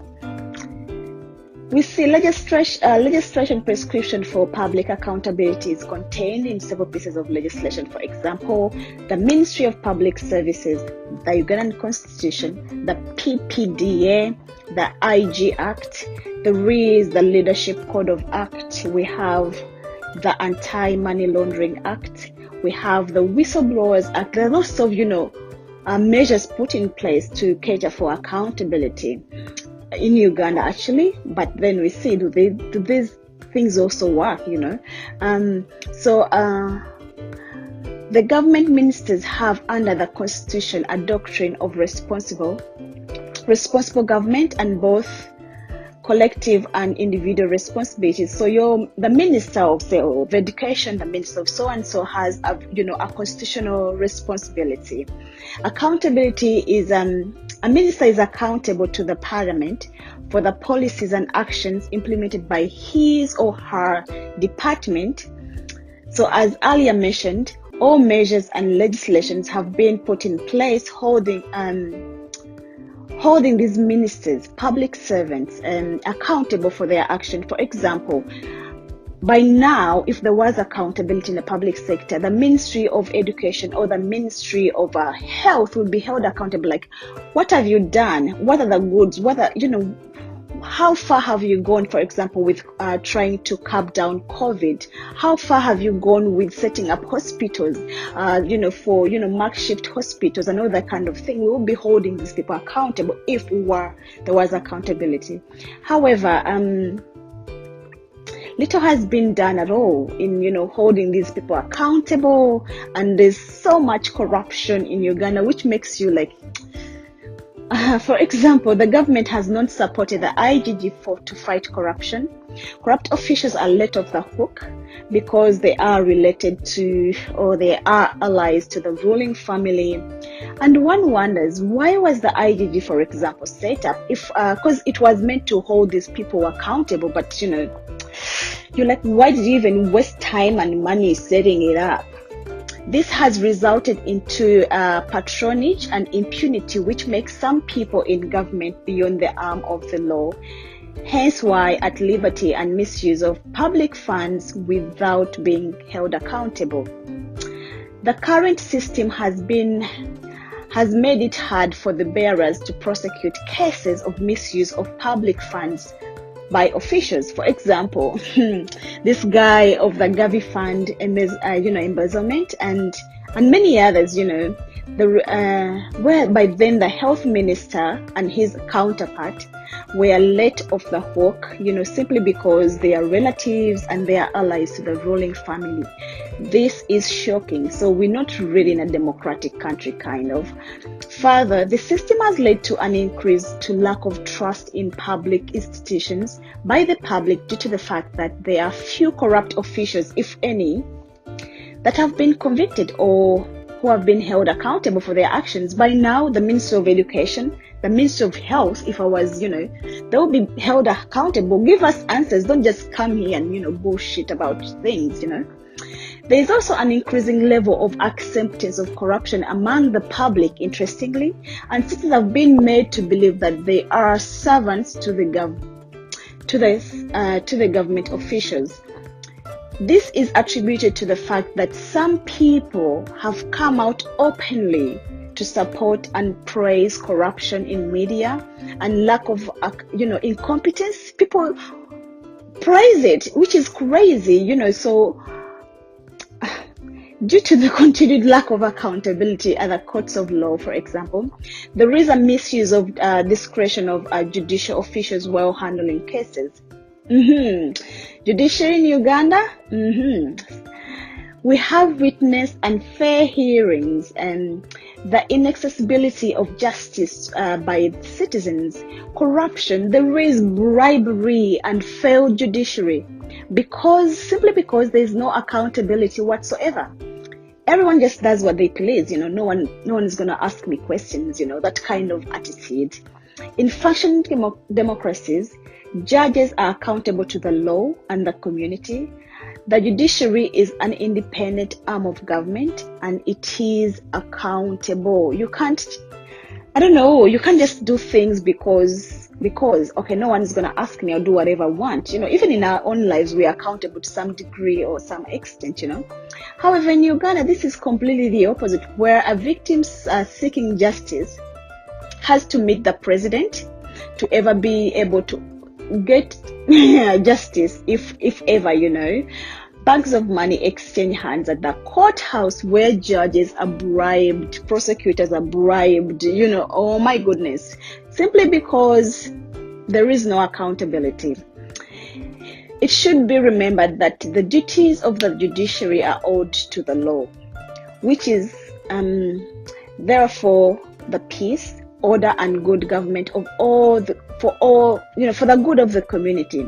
Simply, the point is made that accountability is required nowadays in most areas of public life, and that the judiciary should be no exemption, because we all held accountable. If all ministries and all kind of things are held accountable, why not the judiciary? Which is exactly the case in Uganda. This has been acknowledged by one of the Australian Justice McCarvey, that judges are like all other officials on the community and must be held accountable to the community. So if this happened in Uganda, maybe the judiciary would be functions. For the case of Uganda, as earlier mentioned, judiciary is a very far away dream, one that can only be realized and trust rebuilt in a leader under a federal system of governance. As I conclude today, what can be done in Uganda for a better Uganda? As it's known, we only have that one place we call home. And in a better Uganda, we are starting to we would start to mobilize, sensitize, and empower citizens to demand for transparency and accountability from their leaders. It is your responsibility to hold your leaders accountable. They are your servants, not the other way around, like you are their servants, Further, a deliberate intervention one that aims at increasing citizens' participation in monitoring utilization of public resources, increased interference, and a dialogue between leaders and the people they serve to share experiences and ideas on how best to improve service delivery in their localities or in their areas of residence, where leaders will not act like they are from Mars governing people who are on earth. How is it like in Uganda today? Our leaders are just like, they're untouchable. That's how they feel like, If they were held accountable, maybe things would be different. As public accountability is about maintaining trusting relationship between the public sector and the public, then the way the public sector interacts with the public is also important, and this has to change when we go in Uganda and in the federal system of governance. So before I sign off today, I will leave you with my favorite quote of the week, which goes like, if we find that a person is competent in the relevant matter and the reliability and honest, we'll have a pretty good reason to trust them because they have been trustworthy. This is a quote by someone called O'Neill in a TED Talk in June 2013. So, do you trust your leader? Do you trust your government? Do you trust your local leader? So are you a trustworthy person if you are to be a leader? Because we are all leaders in one kind of way, which is why I would say in a better federal system of governance, we are holding our leaders accountable. Government institutions are being accountable. So what have you done? What have you achieved? All these have to be in place. Are you performing? Are you being productive? All these have to be asked. So where non-performing ministries, non-performing ministers, non-performing leaders, we don't have to are voted out or are thrown out, can be easily replaced. But in today's Uganda, you see someone has been as dormant as, what's the most dormant thing? A leader, someone leading a ministry. Their ministry, say for example, the Ministry of Education. I'm so angry at this person who heads the Ministry of Education in Uganda. She has been as dormant as a coffin, in a sense that there has been nothing achieved. There is no hope for our students in Uganda, where it's coming to 2 years. Students at home. It's only in Uganda where students are home.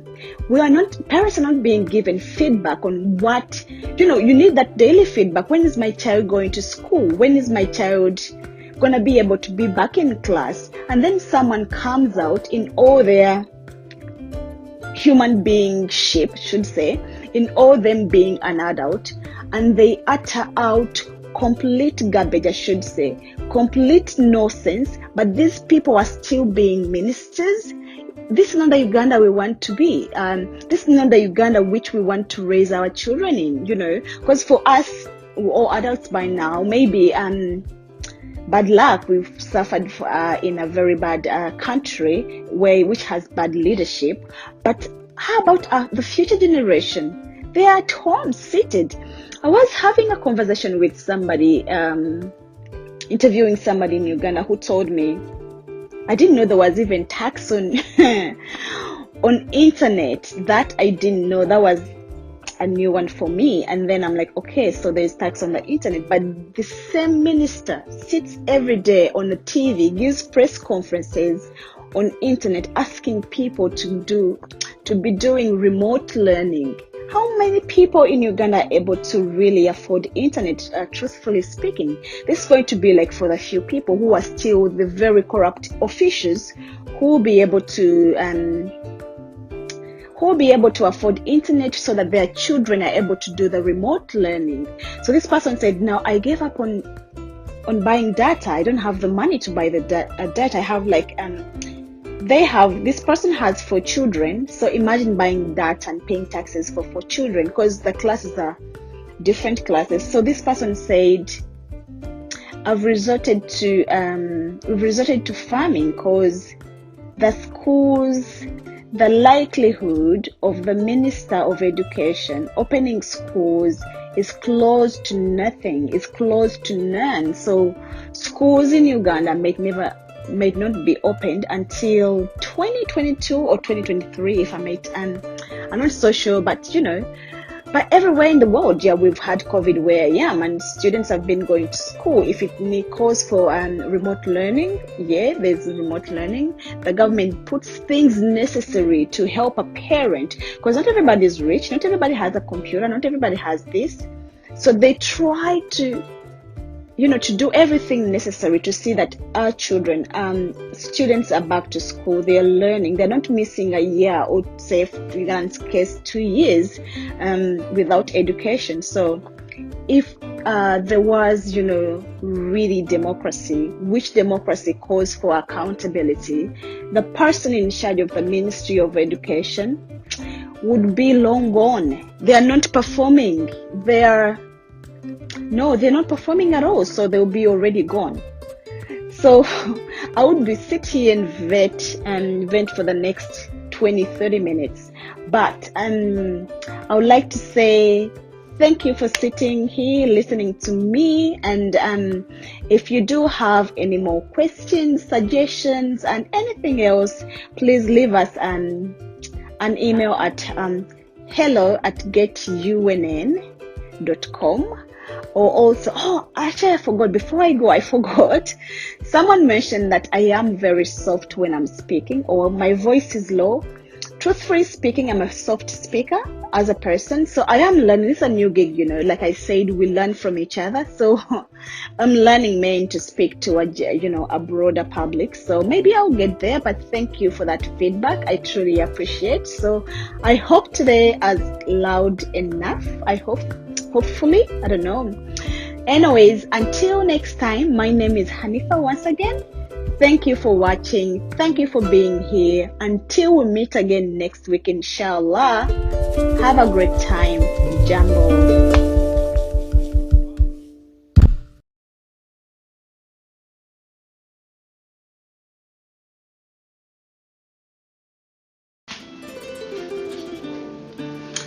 Hey, hello, good morning, good afternoon, and a good evening from wherever you are watching us from here at the UNN TV.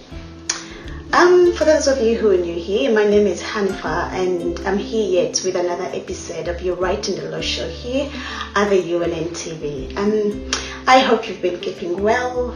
It is very challenging times that we are living in, and I hope you've been keeping safe and trying to protect yourself against the COVID and all things COVID. So I think this is what we're going to be talking about worldwide for the next few years. Seems like the COVID is here to stay. But I'm here. Apologies that I have been away for quite some time. Life happened, I had a few work commitments and a few everything happened, and I have life to live as well. So I decided to have some little bit of time off in between recording and everything. So I've been away for quite, I think, 2 weeks. But the good news is I'm here, back again, and yes, thank you for tuning in, and thank you for coming back always, and thank you for being here. Like we have always said here at the UNN, we are not the most educated or the most knowledgeable individuals, but we are always here to share the little knowledge, the little skills and everything we have with you guys, to enable you become an active citizen of Uganda. It is heavily believed that it is only an active citizen rather an informed citizen who can be an active citizen, and which is why we are here. Interestingly, much as we're giving you information, we're giving you knowledge and all that kind of thing, we are at the same time learning from you, so which is kind of a two-way kind of process or relationship. Also, on a personal note, I feel like sometimes when I'm talking, I am really talking to you physically. You know how the world is changed. Like it's not like a virtual relationship, so it feels like sometimes it's I am really there speaking to people physically, and I am kind of beginning to get more comfortable with public speaking, which is not my thing, but I try to do. I hope most of us would agree. Speaking on a public medium is not something easy. So, but with learning and having an open mind, like I can learn and do things. So here we are. Yes. So, and I hope what else do I want to say? Yes, so I may be a little bit whispering. I hope I'm not, because my house is kind of full. It's school holiday time this side, so kids around and kind of thing. They're watching a movie, so I don't want them to interact saying what am I doing in there. As soon as how kids are kind of interesting, as soon as they hear you locked away in a certain room, that is when all the questions start coming. Oh, I want this, I want that. And here, if you hear any noise in the background, yes, I'm a parent, so I have children and I live with some people in my house, so there may be some moving up and down, but luckily I can afford to have a media room or a private room where I can do the teaching, or should I call them the tutorials, or I don't know, where I can be able to reach out to you, which is very good. So as I wait on two more people to log in, we may have a chit chat. And yes, what have I been doing? Yeah, I've been really engrossed with work. As an adult, work gets really in the way that we spend most of our adult life working. I'm not complaining. I'm very grateful that amidst the pandemic, I still have a job, full-time employed, which most people do not really have due to the pandemic. Most people have been cut off work, but luckily nothing happened to me. Life kept on going as normal, and the only problem will be continuously working from home. It's coming to 2 years. The last time I was stepped into the office, that was around December last year.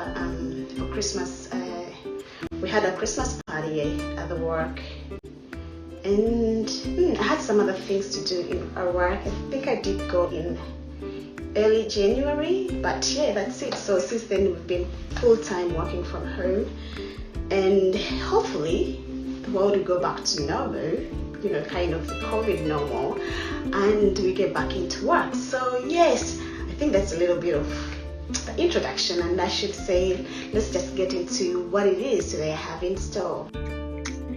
So, and that finally brings us to today's episode. I have named this episode Democracy. I put democracy in quotes in a dictatorship. Wednesday, the 15th of September was the International Democracy Day, Democracy Day, where Uganda participated in these activities with a hashtag Democracy Day in Uganda, in UG, I should say, and then lots of things were happening where the major activities of this day were carried out by the Civic Space TV or Civic Space something, with one of Uganda's resilient advocates, Miss Sarah Biretti, I think that's the right pronunciation, of Center for Constitutional Governance.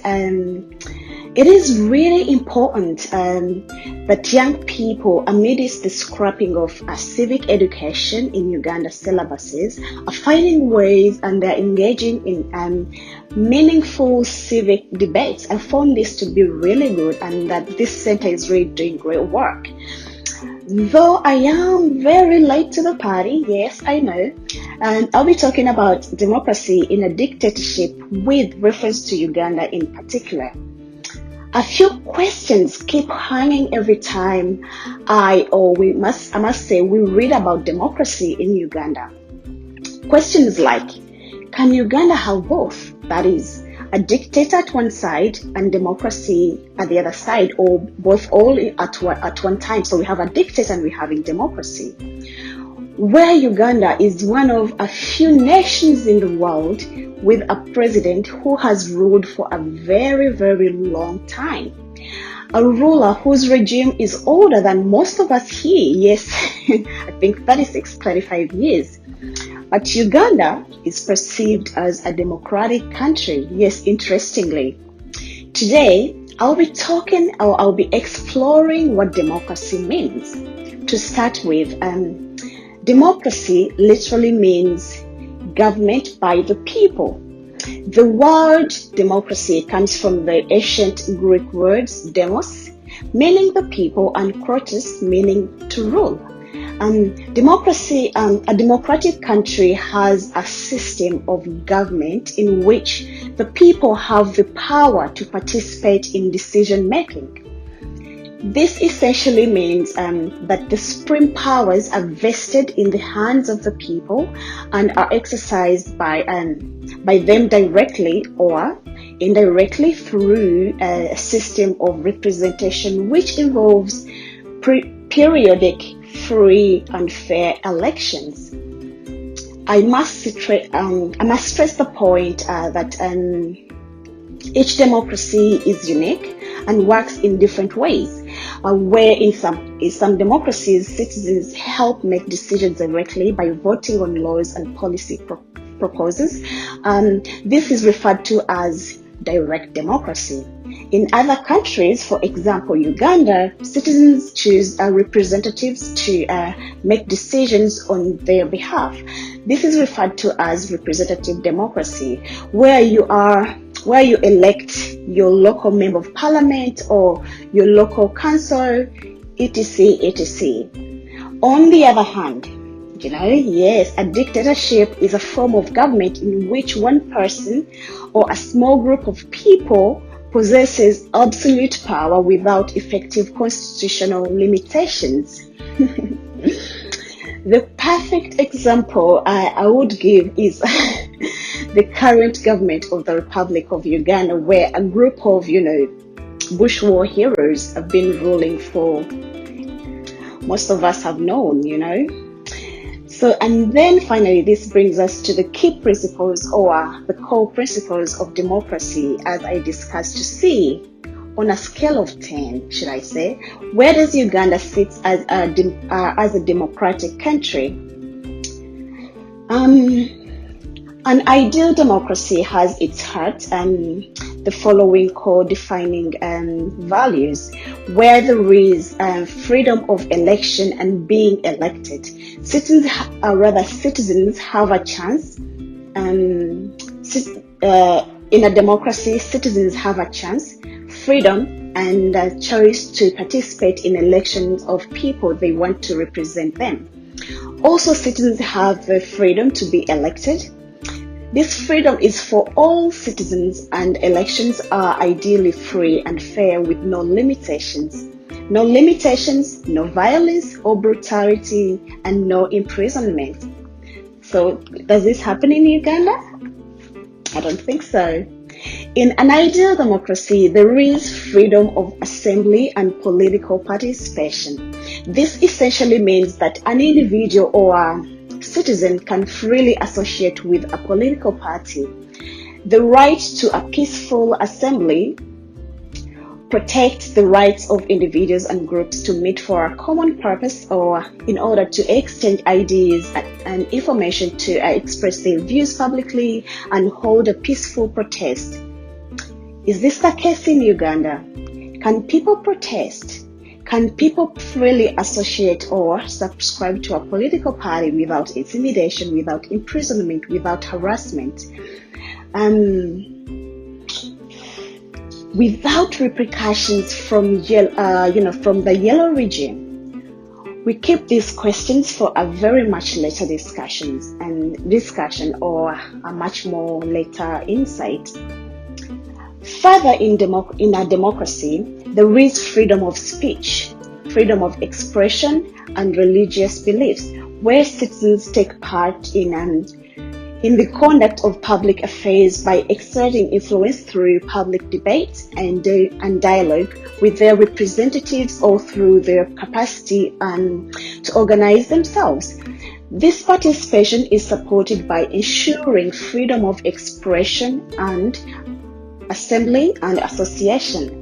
In order to ensure the full enjoyment of rights protected under Article 25 of the UN Charter, the free communication of information and ideas about public and political issues between citizens, candidates, and elected representatives is very, very essential. This implies a free press and other medias are able to communicate on public issues without censorship or restraint and to inform the public opinion. Is this the case in Uganda? Have you heard about how media houses are restricted on what they have to say, what they are supposed to report, or they risk their license being stripped off by the government or the regulatory body? The other principle of democracy is the rule of law. Here, the rule of law is that principle that both the government and the citizens know the law and ruled by it. So you have to know the law so that you are ruled by it. This means that the law applies to everyone regardless of their position or status. To make sure everyone knows the law and their rights, laws should be easy to understand and always enforced. So if there is a law, it's understood by a citizen and then it's enforced. Then the last principle of democracy, the other basic human rights, which I have discussed in my previous episodes. So that brings us to the question: what are the benefits of democracy in Uganda? Where Uganda is believed to be a democratic country. Winston Churchill once famously said, democracy is the worst form of government except for all those other forms that have been tried from time to time. Although not perfect, democracy aims to bring most benefits to the most number of people, and these include: there are always ways to resolve, for example, different views and conflicts peacefully. There is respect for human dignity, the freedom to act, speak, and think freely, as long as it does not stop others from doing the same. There is equality before the law. There is safety and secure community. Good government that is effective, that is transparent, that is responsive and accountable to its citizens. Then the other benefit is the ability to hold elected leaders or rulers accountable. However, in Uganda, democracy is a dream that Ugandans see on a paper, but in reality in Uganda, democracy has been or is challenged by corruption. There is inefficiency. There is the role of the antisocial elements. There's growing economic and social inequalities. There is corruption. There is no rule of law in Uganda. So this all undermines democracy. In the 21st century, which means there is more periodic elections, where in Uganda the periodic elections take place every 5 years, and the same ruler has been elected for the last 5 years. So does that mean we're democratic? I don't think so. It means that the permanent public scrutiny and restraint to power, wherever it is exercised in the democratic and cross-border field or government and civil society, the historic structure for one person, one vote over and over. So in the new age of minority democracy, elections still, however, count, but parties and parliaments now have to compete with thousands of minority organizations and networks and lots of other people that they try to keep power on its toes. So if there is competition, you're keeping the leaders on their toes, which is not the case in Uganda, where we have a very oppressing constitution that has again and again oppressed the citizens but aided the ruler. Our constitution has a whole chapter which is dedicated to human rights, which rights are basic principles of democracy. But these rights, again and again, have been violated by the government. There's been imprisonment, there's torture, and so on and so forth. So, it is even a democratic country? Is it even a democratic country? In my opinion, I don't think so. Uganda's democracy is just like basically something we see on paper, where only a blind person would believe that Uganda is a democratic nation. We shall all remember, Uganda is something, rather a country, I don't want to say something, which heavily relies on donations, foreign aid, and so on and so forth. So some of these are foreign donors or aid donors. They want to keep their relationship with, or they want to maintain a relationship with only a country which exercises democracy. So which is why we always see elections are always held just to, I would say, to sugarcoat that Uganda has democracy, but in real actual sense, there is no democracy. So because donors say you have to be a democratic nation for us to be able to exchange, to give you monies or whatever they do, or to exchange relationship or to have a relationship with such a country. So this is why we see, I was watching a talk. Was it a talk show, an interview? I just don't call it a talk show because the president talks like he's addressing some of his offsprings, where he was saying, Uganda is indeed, there is freedom of speech. Yes, actually true, if we say freedom of speech, where he goes on to mention there has been, since he came into power in 1986, there has been a number of radio stations which have opened up here. I'm not so sure about how many radio stations are in Uganda, but there are radio stations. But interestingly, when we base on that freedom of speech, there are radio stations, yes, but where someone tells you, I have to read a script which you're going to, about things you're going to air, everything which you have to produce, or if it's a TV station, if it's a radio station, everything has to go via the State House so that all the scripts are examined. Is this really still freedom of speech? Where the newspapers are censored, where whatever you have to report on has to be edited to suit the ruling regime, taste. Is this really still democracy? Which democracy calls for freedom of speech? So in my own personal view as an individual, as Hanifa here, I say, this guy is so cunning, and I should say, the ruling regime is very cunning in that they know democracy talks about freedom of speech, so let's give them their newspapers, we're going to give them radio stations, TV stations, but in the back, we have to guide them. Actually, it's guided media production, where we have to guide you on what you have to give out to the general public, and this is exactly what is happening in Uganda, and we're saying, yes, we have democracy. So when you Google Uganda right now, it's going to say it's a democratic country. So we say, yes, we have we respect human rights, where we have lots of different human rights organizations in Uganda, and we have a very whole chapter dedicated to just human rights.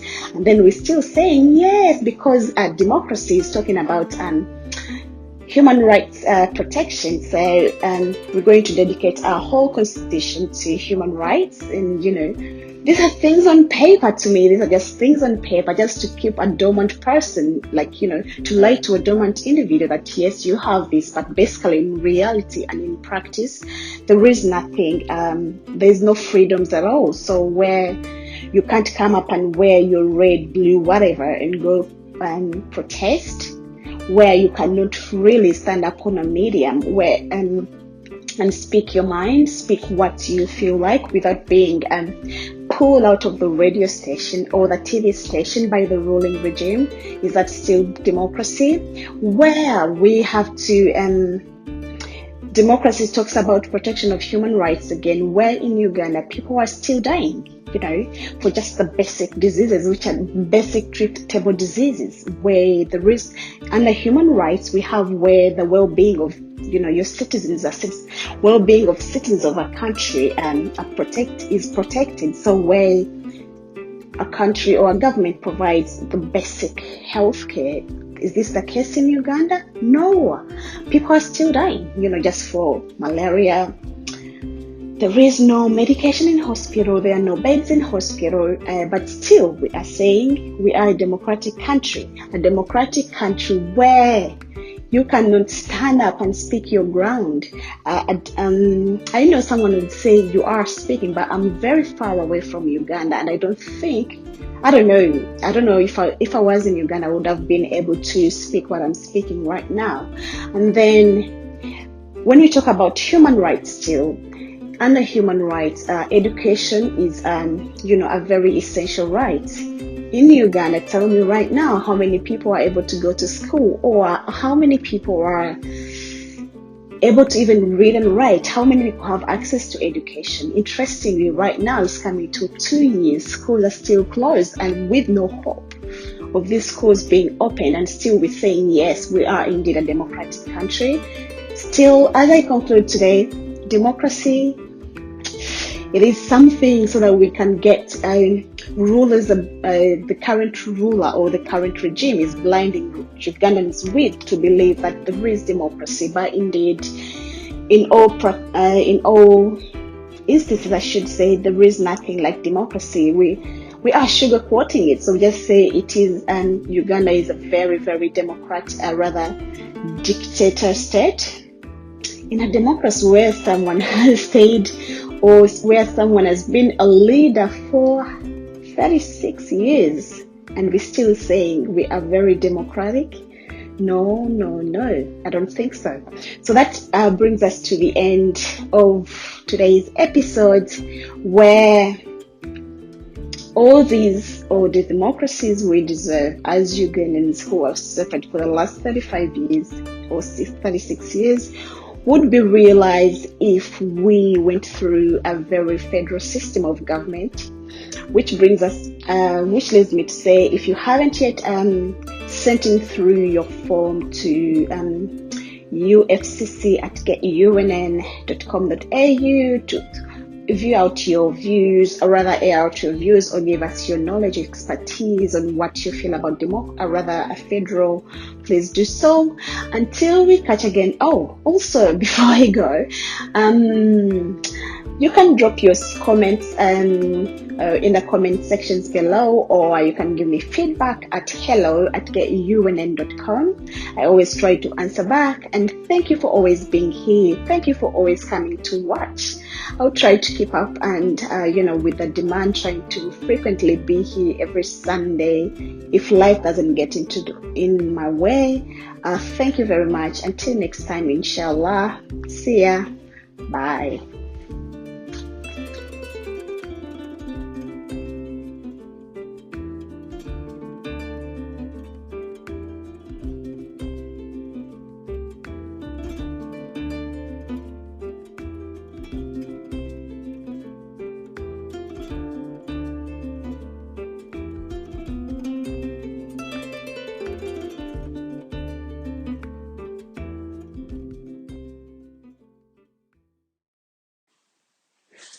Hello. Welcome. My name is Hanifa. For those of you who are new here, thank you for clicking, or thank you for being here. And for anybody who is returning, thank you for always coming back. I hope you are having a great weekend, I should say.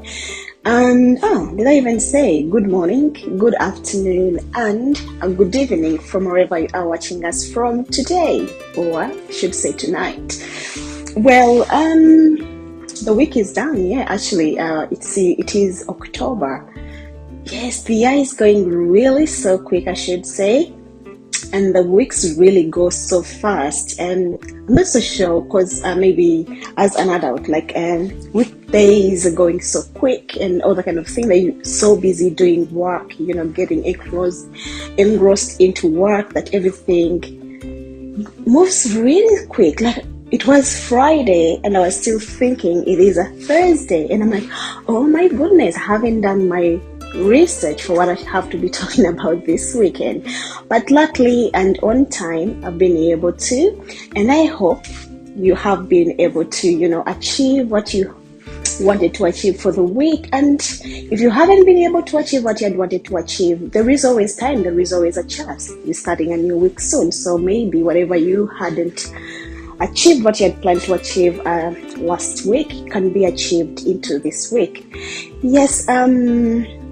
So what made news this week? This week, as I was going through the news in Uganda, something really caught my attention. This was from the Minister of Education.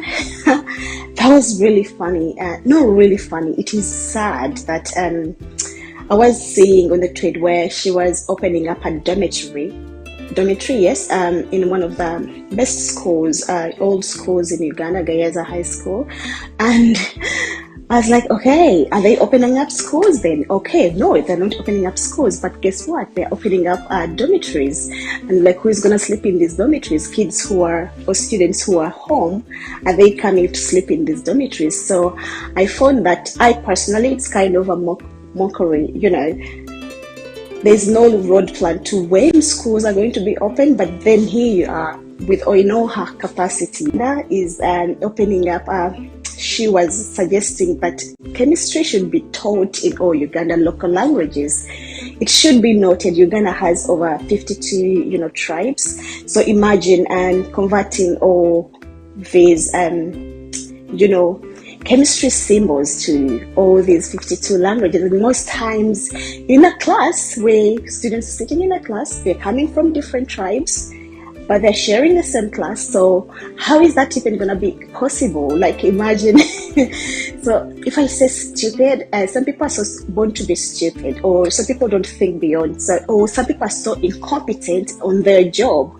This is a very good example of someone who is very incompetent, that even though she might have come from a very good position, saying chemistry be taught in our local languages, but did she even try to think that these classrooms are shared by students from way out all over Kampala, or rather all over Uganda, who speak different languages? We have people who are speaking Luganda, we're having students who are speaking Swahili, people who are speaking Lunyankole, people who are speaking any other kind of languages. So we're all in the same class. So how are they? So if they say oxygen, is it going to be said oxygen first in Luganda, then second? So truly speaking, that was a very stupid suggestion, and something maybe she did not quite think through.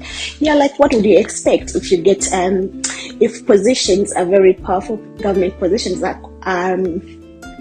awarded to people just through nepotism, what would you really expect? So these are the very good results we're seeing from a country which is ruled by very, very, very selfish, very incompetent, very incapable people. So this is exactly what we're seeing. So what else made news in Uganda? Trying to remember, lots of things happen in Uganda that you even sometimes lose track of what happened yesterday, what happened the other day. But anyways, those are the few things which caught my attention. I'm very passionate about education, so I feel this is a right. Everybody has a right to education. But things which are happening in Uganda, they're way off what is supposed to be in education. Because students here, students around the world, everywhere, like where, my son particularly, schools close, we go online because we, the country can afford for students to be online.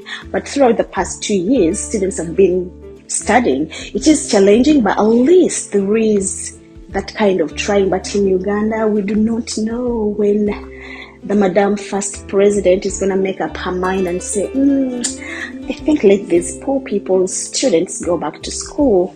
Let me first open a dormitory where I don't think it's even going to be used for the next 7 months. I think schools are opening in May, sometime next year. So, which is kind of a really, it is not a good thing anyways.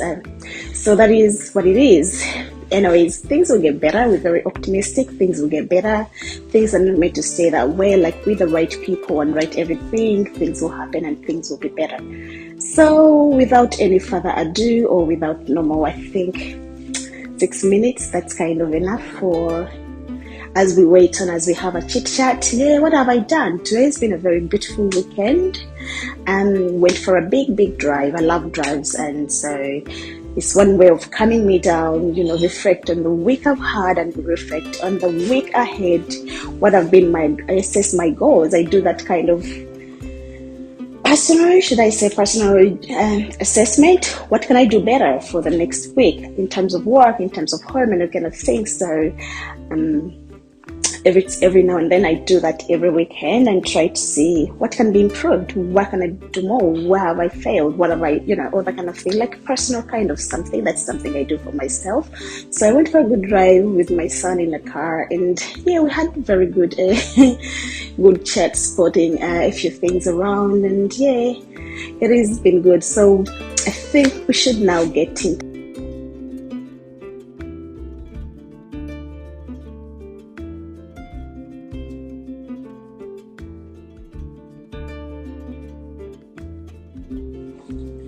So the weather has a mind of its own today. It's been, beautiful sun. Now it's beginning to rain. That's kind of interesting. Anyway, today's episode is the rule of law. Last Sunday in the Democracy series or episode, we discussed the core principles of democracy.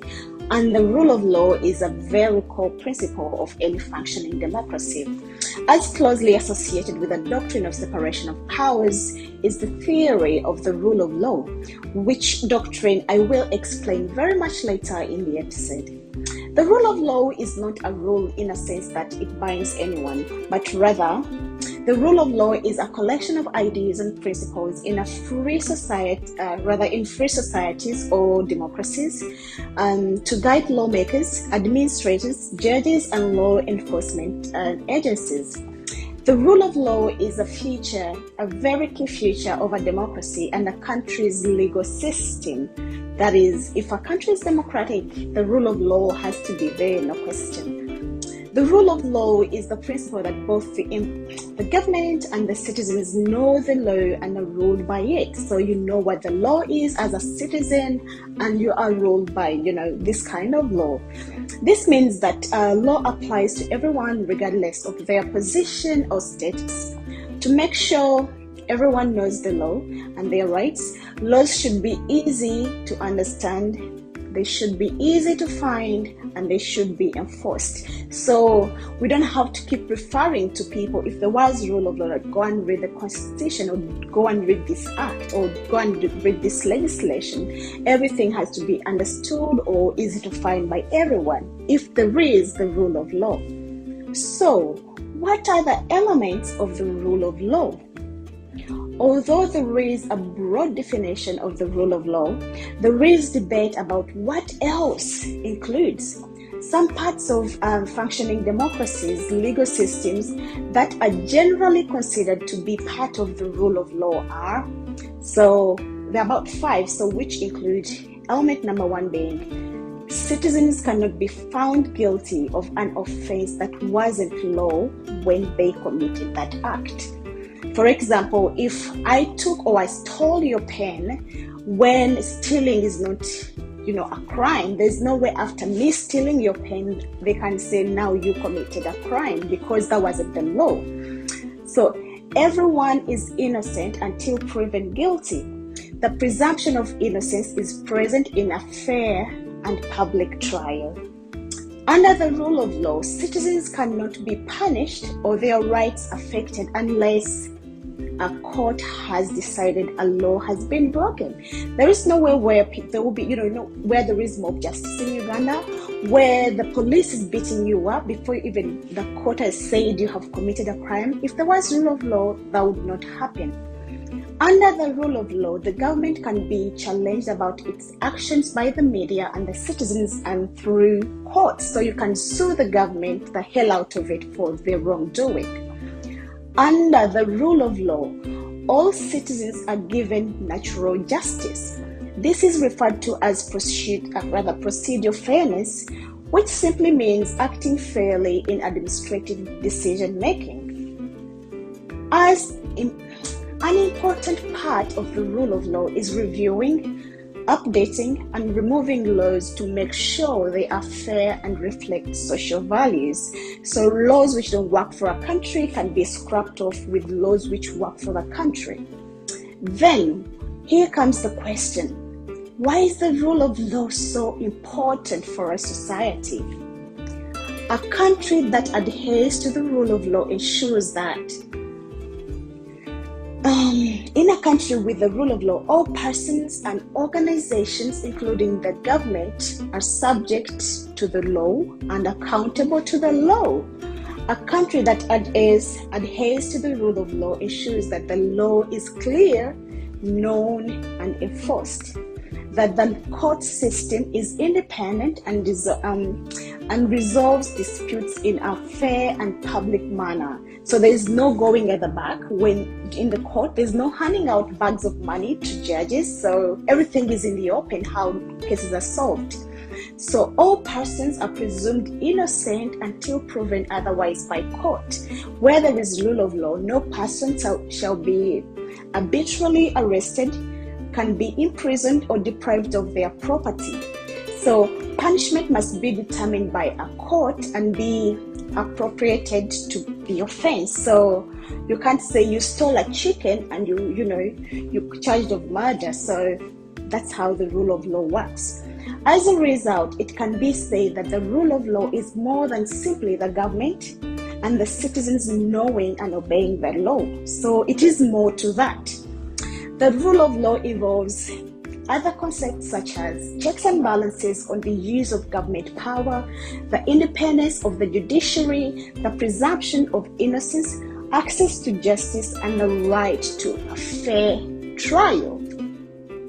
What is Uganda's fate on the rule of law? Do we even have one in Uganda? My answer is no, we do not. So since Uganda's independence, the rule of law began to suffocate. The judiciary permanently experienced erosion of its independence, and thereafter, 1986, the situation did not change to the better up to the present. The situation has just deteriorated. Uganda celebrates its 59th independence today, rather on the 10th of October, and literally it means that for the past 59 years, the rule of law has been suffocated. That's very, very sad. The fusion of powers, the interference and erosion has not only been orchestrated by the executive and the legislature, but also by individuals and other factors on the other hand. For instance, the removal, the remuneration of judges and other judicial officers, or the interference in the judiciary's independence by way of bribing judges, bribing court officials, asking many things. This has created a corrupt atmosphere with the judicial system, which endangers the concepts of the rule of law. We all know the courts is a no-go area where people are like, I'm not even going to get justice. I do not have even the money to bribe the judges. This is the fate of Uganda, exactly. The rule of law cannot thrive in any society or in any government without the separation of powers. So, what do we mean by the separation of powers? This simply means that the powers of the organs of the state or the government must be clearly described in the Constitution, and these powers must be exercised by the different persons as laid down in the Constitution. So, the three organs of the state, or say the government, are provided for in the Constitution of the Republic of Uganda. Number one being the executive, which puts the law into action, and this includes the president and his cabinet ministers. Then we have the legislature, which makes the laws, and this includes the parliament. And then we have the judiciary, which makes judgments about the law. Here we have the courts, the judges, and so on. In the separation of powers, there is independence of the judiciary. In Uganda, this notion is rooted under Article 128, Part 1 of the 1995 Constitution. This article provides that in the exercise of judicial powers, the court shall be independent and shall not be subject to the control or direction of anyone or any authority. But in Uganda, the president interferes in everything. One former Chief Justice, for example, former Chief Justice Benjamin Odoki asserted that the independence of the judiciary is a very, very big requisite of a free society under the rule of law, where independence here implies from freedom of interference by the executive or the legislature in exercising of its judicial functions. These provisions are based on the critical role played by the judiciary towards the socio-economic and political affairs of any democratic country or system. The provisions, or should I say, these checks and balances were therefore adopted to ensure quality and fairness in the three arms of government, including the judiciary, as well as equal rights protection for all. This thus makes an independent judiciary a central pillar for democratic government. Unfortunately, and this is very, very sad, the notion of a very, very independent judiciary with all the adoption of provisions in the Constitution is non-existent in Uganda. There is continued intrusion of the executive in the duties of the judiciary, as was during the reviewed period. For example, instances of intrusions, including the following, in an example, clearly shows the continued undermining of independence of the judiciary. There was an order, I think from memory, that was made by the President of Uganda, directing the Office of the Director of Public Prosecution to deny bail to the State Minister Minister of Labour, Mwesigwa Lukutana, despite the fact that such is the mandate of the judiciary. It is only the judiciary which awards bail to anybody, not the president. Pursuant to the Constitution, it is only the judiciary that gives or denies bail to anybody, not the president, not anyone else.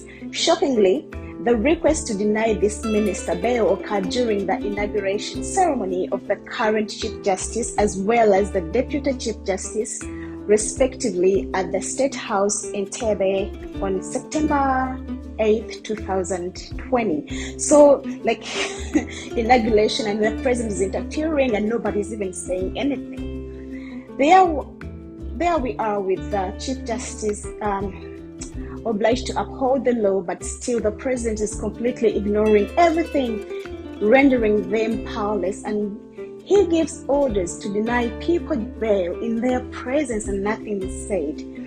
In a functioning democracy, judges are independent for execution of their judicial duties, and sentences of court may not be or nullified by other organs or authorities. In Uganda, there is undermining of the mandate of the judiciary and the rule of law. Another clear example is continued gross of human rights violation. When we talk about human rights in Uganda, I feel like they even know human rights, we will say, where powers of the police force to prohibit and disperse political gatherings have been withdrawn by court in one case, I can't quite remember off my head, limiting their powers to preserving laws and limiting their powers under Section 9 of the Public Management Act. But the court said you should stop doing this, killing people, beating them, blah, blah, blah, blah. But still, the police still up to date continues to obstruct people who are doing demonstrations, who are, doing peaceful protests,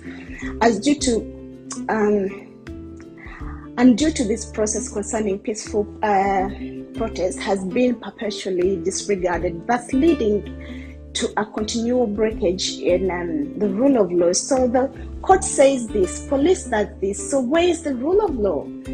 With all these provisions, the police has continued to shoot, like literally shooting people, killing innocent civilians, continue to arrest peaceful protesters, etc. and etc. All these actions by the police continue and will continue to undermine the rule of law. So where there is rule of law, this is about to happen. So as I conclude today, the Ugandan Law Society is an independent agency that provides recommendations for law reform to the government of Uganda, or to the Ugandan government. For the rule of law to exist, law should be sovereign or overall authority. It has to be clear and certain in its content and accessible and predicted for the law subject, and the law should be general in its application. There should be an independent judiciary, without which the rule of law will be impossible. And finally, so if there's no independent judiciary, this makes everything, we just say things which we are talking about. So where we're seeing the president is standing up to say, do not grant this person bail. And then recently, even where the president's coming out to pass, they're trying to pass the bail law, where you are denied bail if you have committed an offense or something like that. So who is the president, where the president is the one directing everything? So this really undermines the rule of law. So we have societies like independent bodies which are making recommendations and reports to the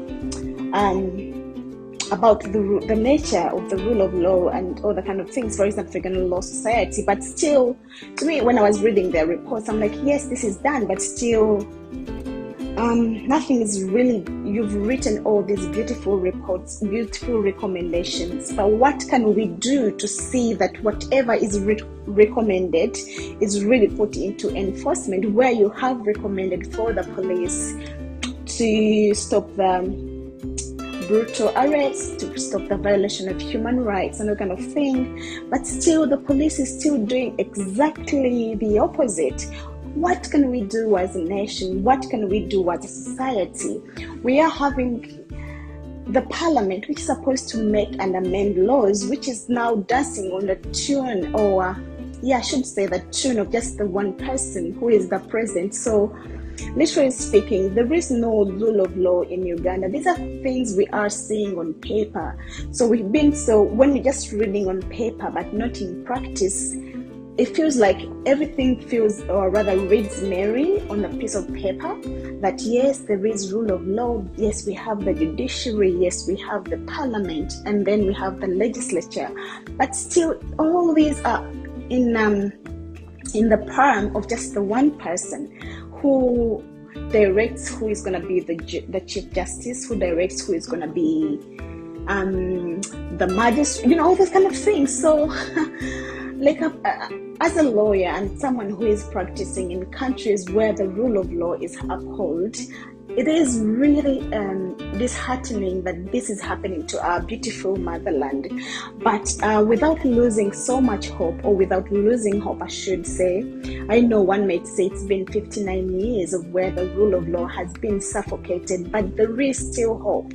The good thing is we are still young people who are very passionate, who have that country spirit.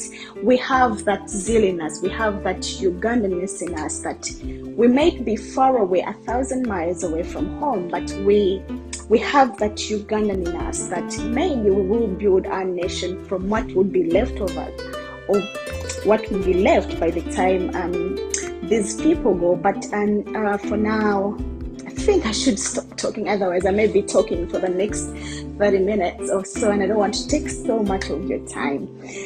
Anyways, thank you for chilling with me this Sunday afternoon or Sunday night your side or Sunday morning. I hope to see you again next weekend. For now, stay safe, keep well, and I'll be chatting to you again. I'll be here on your screen again next Sunday. For now, my name is Hanifa once again.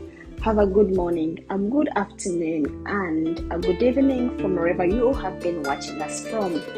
Good night. Ciao.